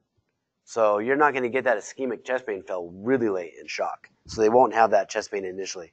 Okay, cardiogenic shock causes the result of it is peripheral edema. Why do you get peripheral edema with cardiogenic shock? First of all, what is peripheral edema? The swelling in the extremities, lower extremities, okay, due to fluid backing up. Why is fluid backing up? Okay, there's two things with heart failure, which is a contributor to cardiogenic shock. It's either a preload problem or an afterload problem. And it's basically, when we talk about preload or afterload, we're talking about either right-sided heart failure or left-sided heart failure. Okay, if it's right-sided, we're talking a preload problem. If it's left-sided, we're talking an afterload problem. So if it's left-sided heart failure leading to the cardiogenic shock, it's too weak to overcome that afterload, right? If it can't push the blood out of the heart, it gets into the afterload, and it's obviously got to do some. Because if it's not getting some out, what happens? you're dead. So it's getting some out. It's just not getting enough out. So it's having a hard time overcoming the afterload. So it's getting fluid built up in the heart more than normal. Long term, the heart keeps getting bigger and bigger and bigger. You get that cardiomegaly that we were talking about earlier. If you chronically have left-sided heart failure and afterload issues. But then what happens in the lungs? It's going to back up into the lungs. Okay, so now the fluid is in the lungs. Now it's in the interstitial space in the lungs, but it will also start going other places. So if it's in that interstitial space, it's bad because it separates the capillaries from the alveoli a little bit. And again, they're diffusing across those so that it impedes that carbon dioxide oxygen exchange if you get fluid in there. But then the fluid will also seep into the alveoli themselves. You don't want fluid in there, right? That's all supposed to be air. You don't want fluid in there. So and then the fluid will also then back up. So that's more of a left-sided issue. Now, you can also get fluid in the lungs with a right-sided heart failure. How is that? How does that differ from left-sided heart failure? Okay, so what is the right side of the heart? Where does it pump blood through from? So the right side of the heart, it goes into the right atria, to the right ventricle. The right ventricle pumps, and the blood goes where? Lungs. But does it stop at the lungs? That same beat is pumping it through the lungs and back to the heart, right? Or that same, it's got to make it clear through. It doesn't happen necessarily in one heartbeat, but I mean the same process is what's getting it through. So now my right side of my heart's not working very good. I'm not pumping very good. I'm having right-sided heart failure. I'm pumping fluid into the lungs, but I'm pumping it into the lungs, and it's not strong enough. It's not a strong enough pressure to get it clear through to the heart as well. So now we have more blood going into the lungs than making it through the lungs and going to the heart. So now I'm going to get congestion in my lungs again, same exact process, but then the fluid's also going to start backing up into the right atrium, or the right ventricle, up into the right atrium, back into the vena cavas, and where? Dependent. Now, why does it go to your extremities? Yeah, but why doesn't that happen with your arteries? Because is it going in the arteries or is it going in the veins when it's backing up into the vena cava? Veins. Veins don't have valves. Or am I saying that backwards? No, they do have valves. Our arteries don't have valves. So I'm totally throwing you off on this one. Never mind. But yeah, but it'll eventually backflow clear down to the extremities. You mostly see it in the feet, ankles, and sometimes up into the calves. If you see that, even if the patient isn't having chest pain, that's usually a right-sided heart failure problem if they're having that pedal edema. One thing to check with that to know severity, it's not just a swelling in the ankles that you're looking for. You're actually looking for how much it pits. You guys know what I mean by pitting? So you take the ankle or whatever and you push the skin in, and it should tent in, okay? What I really want to know the severity of it isn't how far it goes in. It's how long it takes the skin to come back to normal. The longer it stays there, the worse off their edema is. The quicker it comes back to normal, the better. That's actually more of an indicator for the severity than how big it is. So yeah, and sometimes you'll put it in and you'll count like 3, 4, 5, 6 seconds and it's still pitted in. That's bad. You want it to come back to normal within a second or two. Okay, we already talked about dysrhythmias. Again, for cardiogenic shock, that's just going to be from the heart muscle itself not getting the oxygen. Jugular vein distension. How many of you guys have ever seen a patient with jugular vein distension in the field? I've never seen it. They talk about it in all these books for all these different things. It is such a late sign for everything. Know it for a test question. You'll probably never see it. If you do, you'll know it and it's like, oh yeah, that's bad. But you won't see it. Okay, any other questions popping up? Okay, so evaluation and treatment of somebody reporting chest pain. Are you going to treat it different if it's cardiogenic shock than other chest pains? Are you going to know it's cardiogenic shock? Are you going to know it's shock? I hope you answer yes to this one. Because what is shock? How do you know it's a state of shock? They have to be hypotensive. Because every shock results in hypotension, right? So if they're having chest pain and they're hypotensive, we can assume whatever's caused their chest pain, they've gotten to a state of cardiogenic shock, right? Are you going to treat that different than other chest pains? You're not going to give them nitro. So yes, you are going to treat it differently. Still, we're going to still assume it's an MI until proven otherwise, okay? Even if it's cardiogenic shock. But just know, if they're in a state of shock and they're hypotensive, don't give them the nitro. Are you still going to give them aspirin? Yeah, because can you guarantee that it's not an MI causing this cardiogenic shock? So if they're having chest pain, yes. Now, what if they're not having chest pain and they're hypotensive? And you think, and you got a lot of pedal edema, they're struggling to breathe, sounds like congestive heart failure when you listen to their lungs. Are you going to give them aspirin? No. Is that acute coronary syndrome? No, that's congestive heart failure or whatever. We don't treat that like an acute MI. Still take them into the hospital, and they technically still could be having an MI, but we don't treat that like an MI. We treat it the congestive heart failure. Oftentimes, those people end up on CPAP or some other treatment. But if they're not having chest pain, we talked about females and diabetics, being different. But if they're having severe signs and symptoms of fluid buildup, we're treating that. We're not treating the MI. Okay. Hopefully, I didn't confuse you there. I think we've talked about pretty much everything else.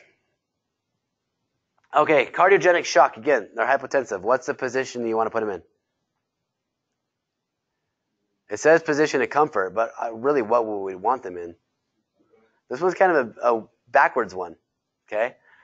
Because cardiogenic shock, what often happens with fluid backup? They have fluid in their lungs, right? So typically we say anybody that's in shock, we want them supine. And it used to be elevate the feet, although that's been that it's now been proven that's not effective. So who cares about what their feet are? But you typically want them supine, okay? These ones you don't. You put somebody in cardiogenic shock with fluid backing up in their lungs, you lay them down, and what are they going to do? First of all, they're going to be fighting you tooth and nail with every last little bit of energy they have. You're not going to get them laid down. Or if they do let you lay them down, they're going to get worse. Their breathing is going to get much worse. Their sats are going to drop. So these ones we're going to sit in position of comfort even though they're hypotensive. Maintain oxygen levels greater than 94. Does that mean we're always putting on oxygen on them? Their room or sats are 96. Are you putting on a cannula? You don't need to. Oxygen is fine. That's not the issue. Okay. And the fun one for you guys now, gain IV access. Woo. One thing with IV access, though. What setup are you using for an IV on this patient? Large bore catheter is perfectly fine. I'm good with that. Are you hanging a bag of fluids?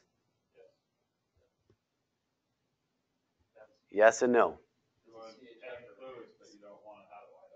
It's very touchy with this one.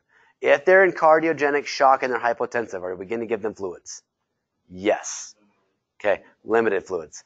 Typically, in a hypovolemic shock patient, someone that's hemorrhaging, we're large bore IV, open up the fluids, and how much are we going to give them? And for a normal adult person, we're giving him a liter, no problem. Sometimes a couple liters, no problem. For a cardiogenic shock, we're doing like 100 cc's at a time.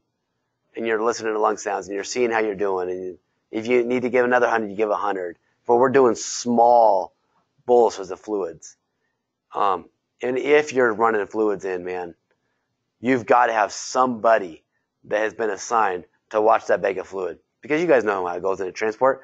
Fluids are opened up. Now you're on to task B, task C, whatever. And you have this person in cardiogenic shock that's already struggling to breathe because their lungs are full of fluid. And you get to the hospital, it's like, oh, crap, we just gave him a liter of fluid. Don't be that person, okay? You've got to watch those fluids. So either put the fluids on slower drip, not wide open. So it's going to get fluids slow over time so you don't run into that. Or if you have it wide open, you've got to be looking at your watch or have somebody looking at the bag watching when to shut that thing off, because you can make them way worse way quicker. Okay, so just keep that in mind. Okay, so that was all cardiogenic shock. This is heart failure. Now, heart failure can lead to cardiogenic shock, but what's the difference between the two? If I'm in heart failure, my heart's not functioning as well, but it's keeping up my blood pressure. Okay, I'm not in shock, even though my heart isn't healthy and it's not working good. So the myocardium is no longer keeping up with the blood flow. The whole system isn't working good. The heart muscle itself isn't functioning like it should, but I haven't gotten to cardiogenic shock yet. It can occur after an MI, heart valve damage, chronic hypertension. Now, I think I'm going to skip over these two slides, the left and right heart failure, because I already talked about the differences with that with the other slides. Okay, signs and symptoms of heart failure. Orthopnea, what's that? Okay, it's trouble breathing related to position. Okay, so that's that patient where you're laying back, they can't breathe. You set them up and they can breathe better. Okay, patient's agitated. Why would a heart failure patient be agitated?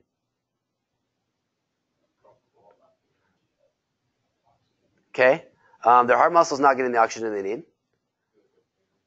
Yep, they're feeling panicky, and if they're and so it's kind of just a reaction of the heart and then possibly the brain being ischemic. We talked about the distended neck veins.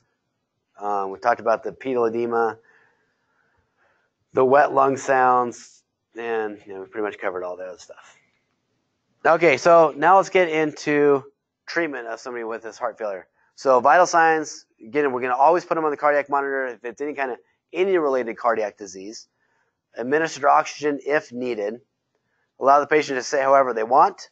If they're more comfortable sitting straight up, please let them do that. Again, we talked about IVs and don't overload fluid loading them. And then, so a heart failure patient says administer nitroglycerin. That would be the case if it's a heart failure patient who's exhibiting what? Chest pain, acute coronary syndrome stuff, not just generalized heart failure that you may or may not realize. But if they have signs and symptoms of that acute coronary syndrome, then yes, we're giving them the nitro, as long as their blood pressure is sufficient. Okay, pulmonary edema. This is the term for what? Fluid where? In their lungs. Yep, we talked about this quite a bit already. Let me just breeze through this. Let me see if there's anything else I want to cover that we haven't covered multiple times today. No. Okay, we talked about the fact that pulmonary edema and the backup of fluid in the heart can either be a preload or afterload problem. You guys kind of had that pattern in your head a couple times today. You're comfortable now with the differences of preload and afterload? All right, hypertensive emergencies.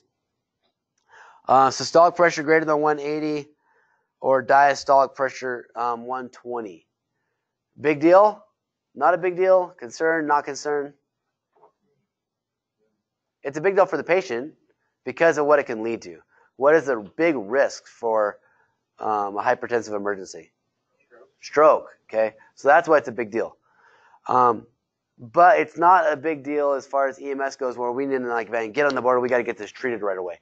Are we treating hypertension, even really high hypertension, in the field? Not in this county. We don't. There might be places in the country that do. I couldn't say for sure. We don't. We still want to bring them to the hospital and get them treated, and encourage them to go to the hospital to get treated with us would be better than not. Why, in this case, if it's just hypertension, would it be better to come with us in POV? Right. What if they do have a stroke? At least then we can start treating that. Now, again, most strokes, do they need any definitive treatment right now? Not really. If you have a stroke in the car, is the treatment going to be the same for a stroke in the ambulance? Most of the time, it's going to be about the same. But some strokes are really severe and can knock out their ability to breathe and other things. So it's still better for us to take these guys.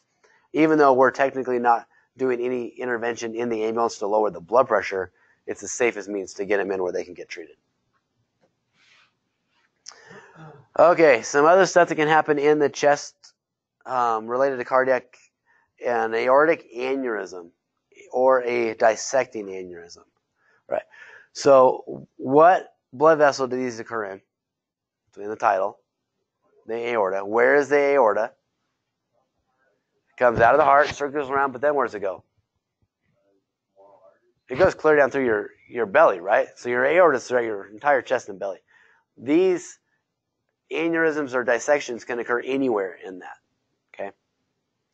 Now, when you think about a blood vessel, think about a tube with multiple layers in it. Okay, there's multiple layers to these blood vessel walls. So what happens in this one? One of the inside layers has become weakened. It's not it's not an outside layer. It's usually the inside layers become weakened, and the blood flow will start seeping in between the layers of the blood vessel. So is that blood going into the abdominal cavity or into the chest cavity? No, it's still in that blood vessel wall. It's just not going into the systemic circulation anymore. It's bleeding within those, okay?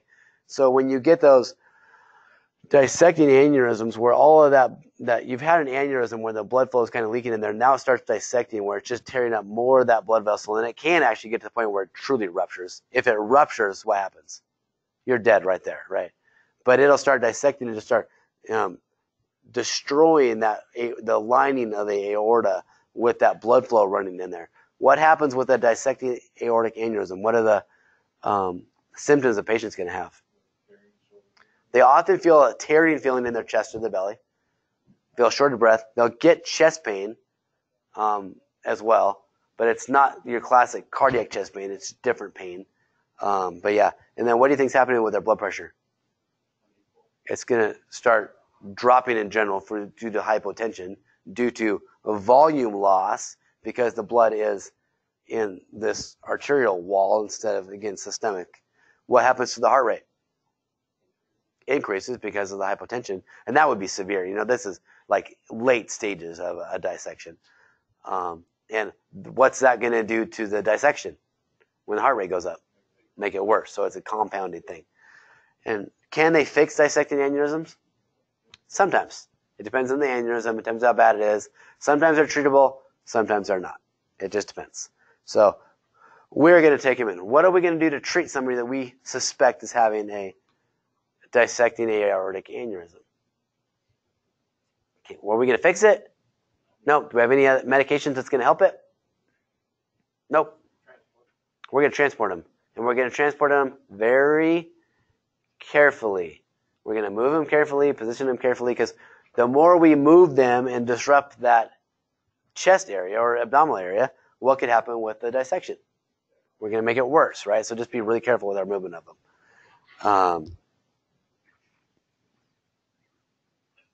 Okay. It says primary cause of an aortic or aneurysm is chronic hypertension. So you think about that, it makes sense. If a patient has chronic high blood pressure, and that blood is chronically pushing against these walls of the blood vessel, if there's any weak spot, it's going to be more likely for the blood to get pushed into that weak area. Why would it be in the aorta as opposed to another blood vessel somewhere else?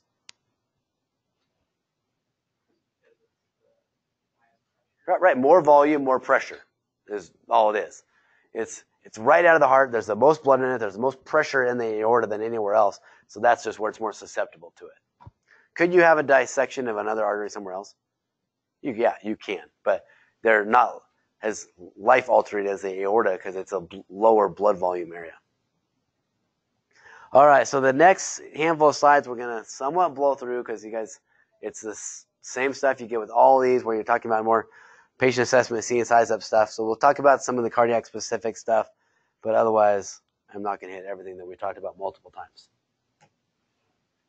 All right, primary survey again, cross the room assessment. You're going to walk in the room, that's sick, not sick, say what you think. All right, in your primary survey of cardiac, you look for some specific things that you don't look for in everybody else. Okay, so one of the things you're looking specific for cardiac is pedal edema, checking those lung sounds for fluid in the lungs, having them describe their chest pain if they're having chest pain that you wouldn't necessarily do with other things. Okay, consider the use of CPAP. Who are we considering CPAP for? Okay, it could be, CHF patients. And why are we using CPAP on a CHF patient? What is the benefit? Okay, and really we're out of the lungs, we're talking out of where? Initially out of the alveoli, right? We want to get any of the fluid that had flowed into those alveoli back out of the alveoli. And we also want to help open up the alveoli bigger to get the alveoli closer to the capillaries. So it's getting the fluid out of the alveoli and getting the alveoli pockets closer to those capillaries.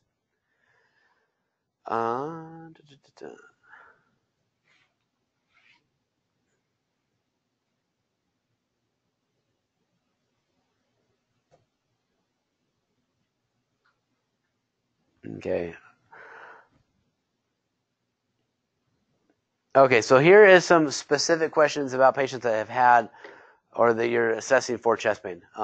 So first of all, we talked multiple times about having them describe their chest pain. And please don't get in a habit of, you go to a patient. It's like, okay, well, what's your complaint today or what's bothering? It's like, well, okay, my chest is hurting. It's like, do I want more information about that? Yes. It's like, okay, I'm having chest pain. Great. So what is my follow-up question to that? Do I want to say, are you having chest pressure? Are you having stabbing in your chest? No, because then I'm what? I'm leading them, right? It's like, oh, no, yeah, sure, that's pressure. What's a better way to ask that? Yeah, describe your chest pain. It's like, okay, you're telling me your chest hurts. You're having chest pain. What does that pain feel like to you?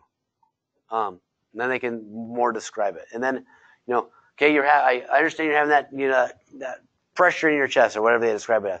Are you having pain anywhere else besides your chest? Because sometimes that chest pain is bothering them so much, they're not even thinking about the pain right into their neck and their jaw, their arm, their whatever. It's like, okay, well, yeah, now you mentioned it. Yeah, my arm kind of hurts, my jaw kind of hurts. So don't lead them, but get as much information out of you can. And I was actually going to talk to you guys about this one earlier, but I forgot. I don't want to miss it. Another sign of a myocardial infarction that is a total misleading one that will catch you sometimes is dental pain. There have been multiple cases that have come through CUNY, and I've only learned this, I've never treated one, but I've learned it through our medical director, where the only complaint that the patient has was dental pain. Okay? The problem with when you talk about an emergency department and dental pain, when you come in and check into the ER to be seen, it's not first come, first serve, right? Where do the dental pain people fall?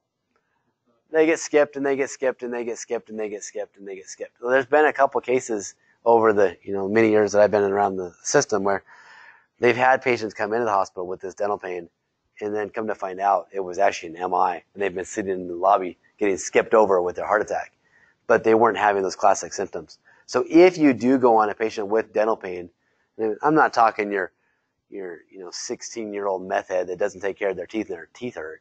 But if you're going on the little 80-year-old grandma that her teeth appear fine, she seems woke up, and her only complaint is, man, my jaw's hurting, my tooth hurts. Be thinking chest pain, ischemia kind of stuff, acute coronary syndrome, and at least pursue that. But don't totally rule it out just because it's dental pain that's not cardiac. Okay. Do you have diabetes or any other problems with blood sugar? Again, we pretty much kind of ask that to most people just to see. What did we talk about diabetics with cardiac disease? They have different symptoms. They could be having an MI without having chest pain. They have the more generic weakness, lethargy, nausea, don't feel good. Oftentimes they don't have those classic symptoms, just like those females. Have you ever had kidney disease? Why would we specifically ask this for acute coronary syndrome stuff, cardiac stuff?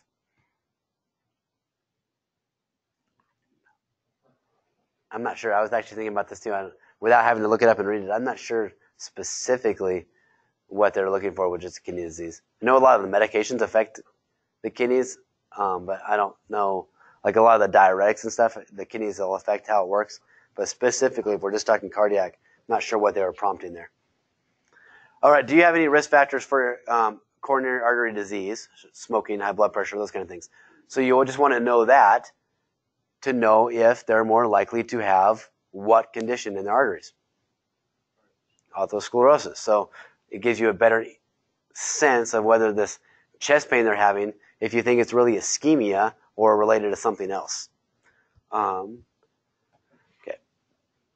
All right, secondary assessment. Again, we'll both do this because it's the same stuff we do for everybody, but assess patient circulation, ventilation, all that fun stuff, blood vessels, blood pressure and vitals.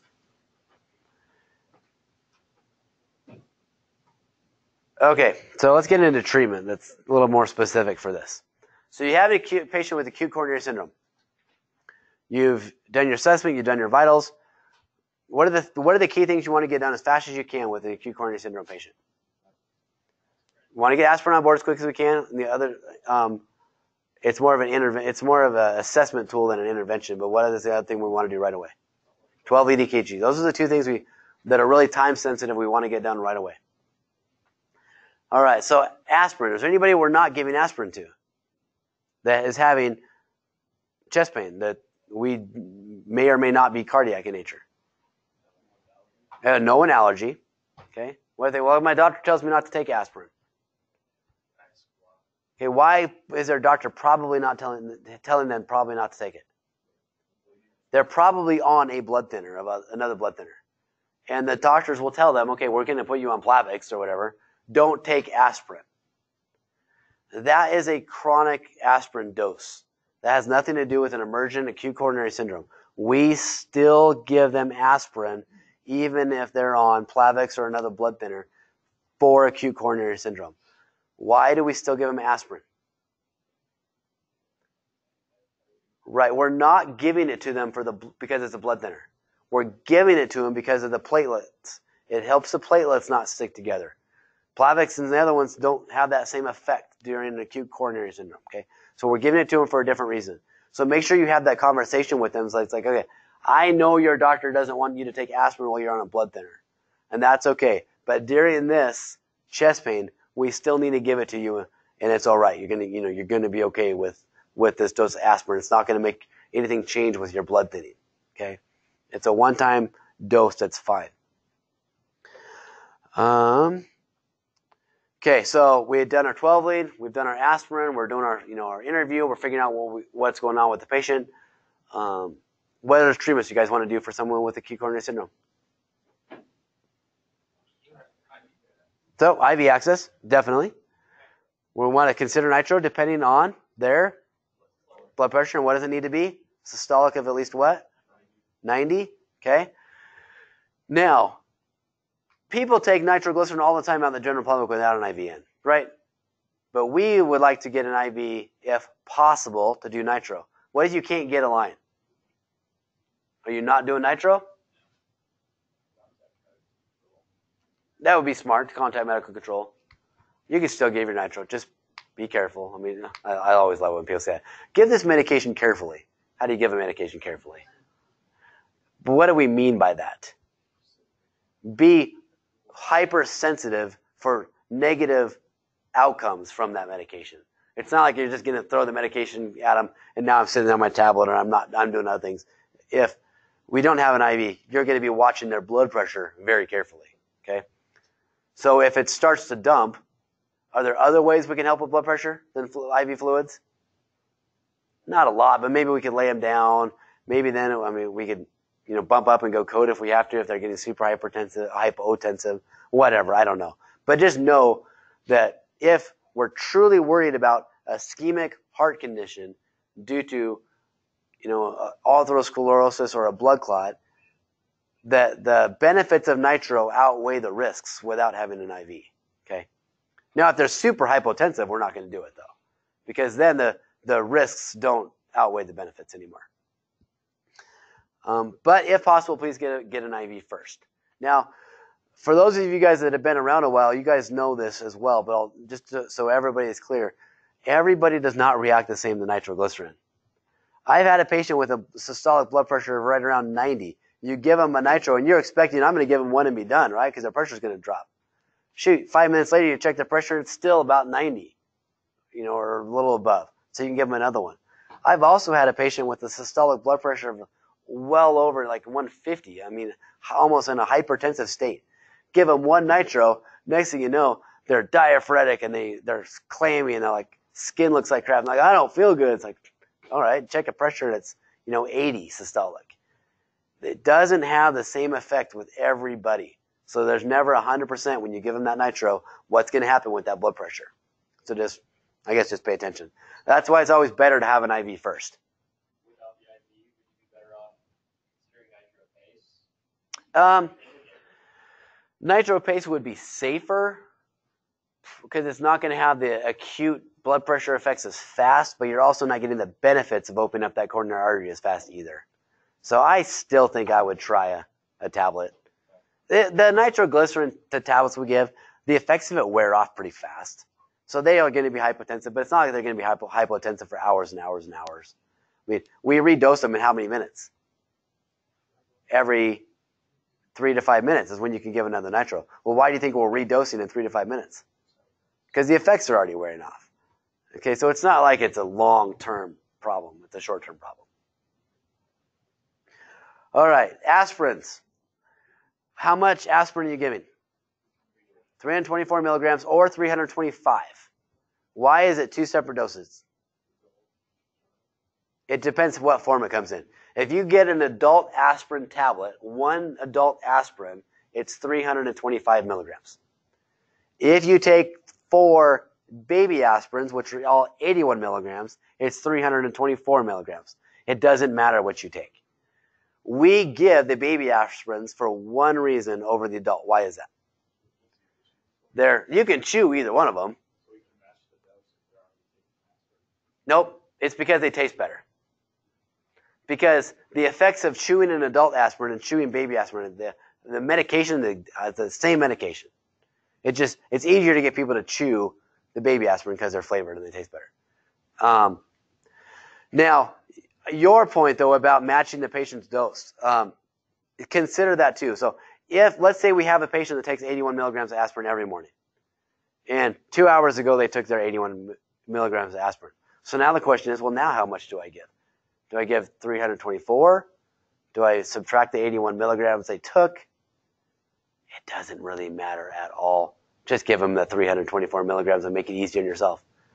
If you actually look at the dosage of aspirin, I don't know it right now it's the spot, but it's huge. You can have a lot of aspirin. It's well over 325 milligrams. And so even if they just took 325 milligrams and you give them 325 more, you're not hurting anything. If you're not sure, give them the aspirin. Okay? Again, aspirin's bad because of the blood thinning effects if you take it over and over and over and over and over and over again, right? We're talking one acute episode. Give them the aspirin. Do verify if they say they took aspirin, though, that they took aspirin. I can't tell you how many calls I've been on. So, well, did you take any aspirin? Yep, I took 4 aspirins. Great. Well, where's your aspirin? Oh, it's right here right in the counter. You look at it, it's Tylenol, or it's Aleve, or it's ibuprofen. Okay. They're all great for different kind of pains. They're not all great for platelet aggregation. The only one that affects the platelets is aspirin. So make sure it truly was aspirin. Okay, so we got there. We did O2 if needed. We were doing our 12 lead. We did our aspirin. We did nitro if needed. And then basically get into the hospital.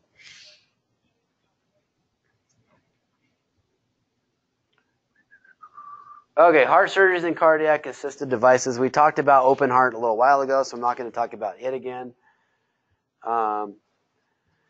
So a cabbage, and please, if you write in your report, make sure you don't write the word cabbage. I have seen that in a handful of reports.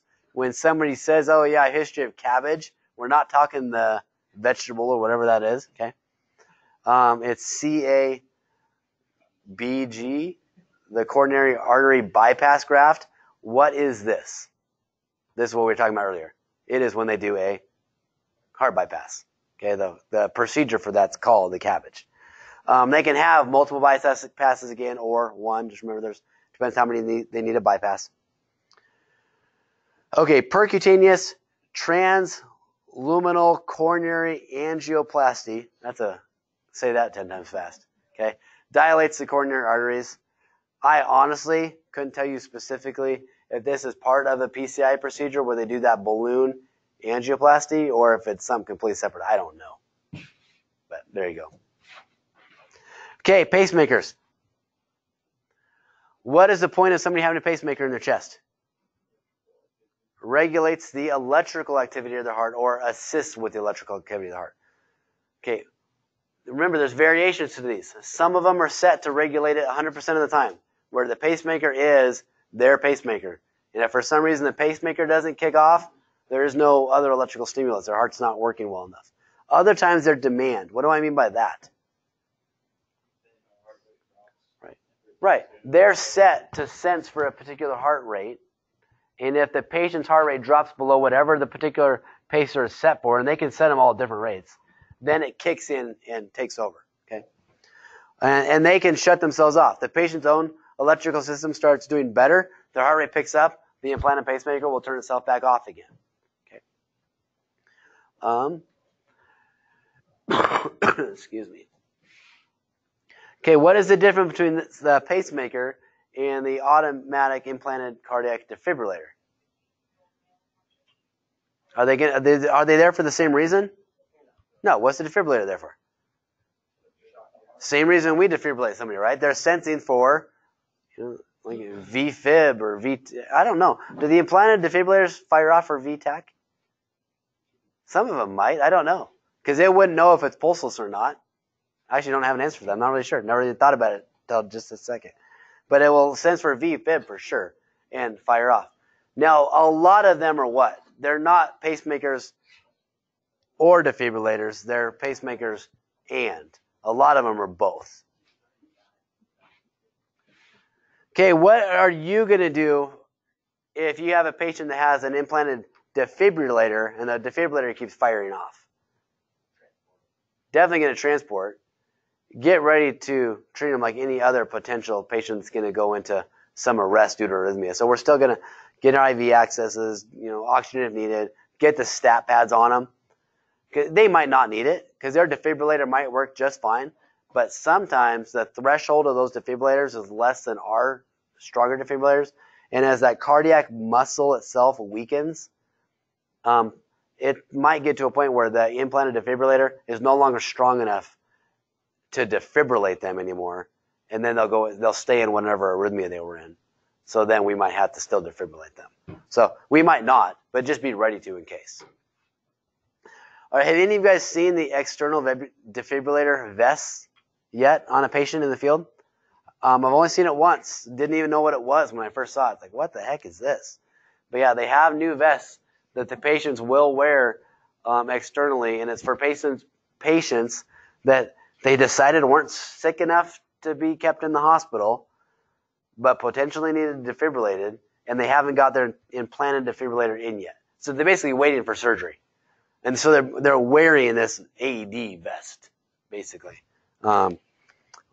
If we go on a patient with one of those, when I first saw it, I was like, well, geez, what do we do with this? It's in the way of everything I need to do. Do I take it off? Do I leave it on? I guess my answer would be, is the thing firing off? If it's firing off and it's working, I'm probably leaving it there. But there's no right answer to that. If it's not, I don't know. Because if it's not firing off and they're having chest pain, yeah, then I want to do a 12 lead and a bunch of other stuff. Figure out what's going on. But if it's firing off, though, and you decide to take it off, that's fine. Just make sure you have what ready to go before you take that vest off. Your stat pads out of their package, the back's off, I'm ready to stick on. Take that thing off and stick your stat pads on because you're probably going to need them. But anyway, they're not real common, but they're out there. LVADs, left ventricular assist device. What is an LVAD? It is basically an external heart pump, right? It's something that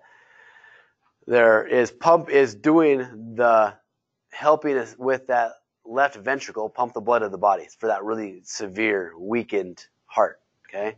Problem is it's a machine, and what if we had to transport this patient with this big machine to the hospital? It's fine, But make sure that we have, they've gotten much smaller. They used to be big. Yeah, that's what I want to talk about. Make sure that either it has enough battery to get there, or you have an inverter in your ambulance or something that you can plug it into. Because the worst thing is to be on the road, especially all of our ambulances now have the inverters, but not all ambulances have inverters. If you're in an ambulance that does not have an inverter and you can't plug it in and the battery goes dead, what are you doing now? I mean, because their heart's not strong enough to pump on its own. So, yeah, they're kind of a big deal. I've only taken a patient a couple times in the ambulance with an LVAD. I haven't done it very much. Have you guys transported very many of them? Yeah, there's one really interesting finding, or what you won't find in a patient on an LVAD. They don't have a pulse. Okay. They have a constant pressure. Okay. So no actual identified pulse with the LVAD because of how it's pumping, it's covering that up. That I had forgot that, but you're right. So yeah. So don't assume they're pulseless just because they have an LVAD. I've done it a few times. Person on Hauser that has one. Mm-hmm. I'd say we always go to Sacred Heart, and they always have, I believe it's in Salt Lake, a number that they want you to call. So as far as like a patient goes, hasn't ever been too much. But it seems like a lot of the logistic things of like calling Salt Lake, letting them know you're transporting this patient, and this is what's going on. And I'd say that the family members are always pretty spot on. Yeah, pretty educated. Giving us like a pouch, I guess you would, with extra batteries and a cord. Okay. All that stuff ready. All set to go. Cool. Yeah, it definitely makes you a little anxious when you have something like that. When you know if anything goes wrong with it, you're in trouble. All right. I don't think we need to sit and talk about cardiac arrest. We've talked about it enough in different lectures in this class, and I think you guys are all familiar with cardiac arrest. So I'm going to skip over all of that. And I know I talked about it a lot just in the last class. Let me cruise through here. Okay, so the last thing we're going to talk about basically is cardiac monitoring. So as an EMT, can you guys put somebody on a cardiac monitor? Yeah, as an advanced EMT. EMTs, can they? I don't even know. I think they can. They can put them on. Now, we're not relying on interpretation, though, right? You're just getting it set up. Same thing with 12 lead. Can you do a 12 lead? Yes. You just have to have somebody interpret it for you. So I'm not going to sit here and go over specific placement of all the EKGs in class, because that's really better done on a person or a mannequin. You can look at a picture all day long, and then you get to a real person. It's like, oh man, where'd I put these again? So the best way to practice that is on an actual mannequin or person. But make sure that you understand the fact that you can put these on. You need to be able to put these on. Do all of you guys know how to do 4 and 12 leads?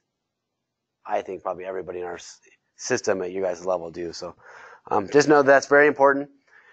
But the one thing I wanted to emphasize with this, and I can't say it's 100% of the time, but it's most of the time. There should be very, very, very, very few times that you're putting on a 4 lead where you don't need a 12 lead. Okay, when we're talking about cardiac. Now, there's a lot of times for other things we'll put on a 12 lead strictly to monitor somebody's heart rate, or that's fine. But if you have somebody with any suspected cardiac complaint, which could be what? Any of those acute coronary syndromes, right? The chest pain, pressure, diaphoresis, nausea, pain radiating to someone else or somewhere else. It's really bad when it radiates to someone else. But what are some of those ones that you should really also consider a 12 lead that aren't your classic acute coronary syndromes? That I've talked about a few. Unexplained generalized weakness or lethargy, shortness of breath, nausea for an unknown reason, right? Especially if they're female or diabetic, because they have different symptoms. And the dental pain for, they don't have a tooth rotting, you don't know, and some unexplained dental pain. All of those should also get 12 leads. Okay? All right. Questions? Okay? That is a wrap for today. Enjoy that nice icy roads out there. You bet.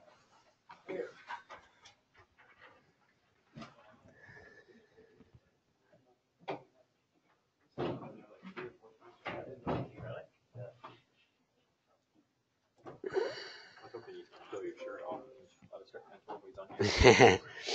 You don't want to see that, believe me. Where's everything go? That should go. I mean, you should be able to click on that. There it is.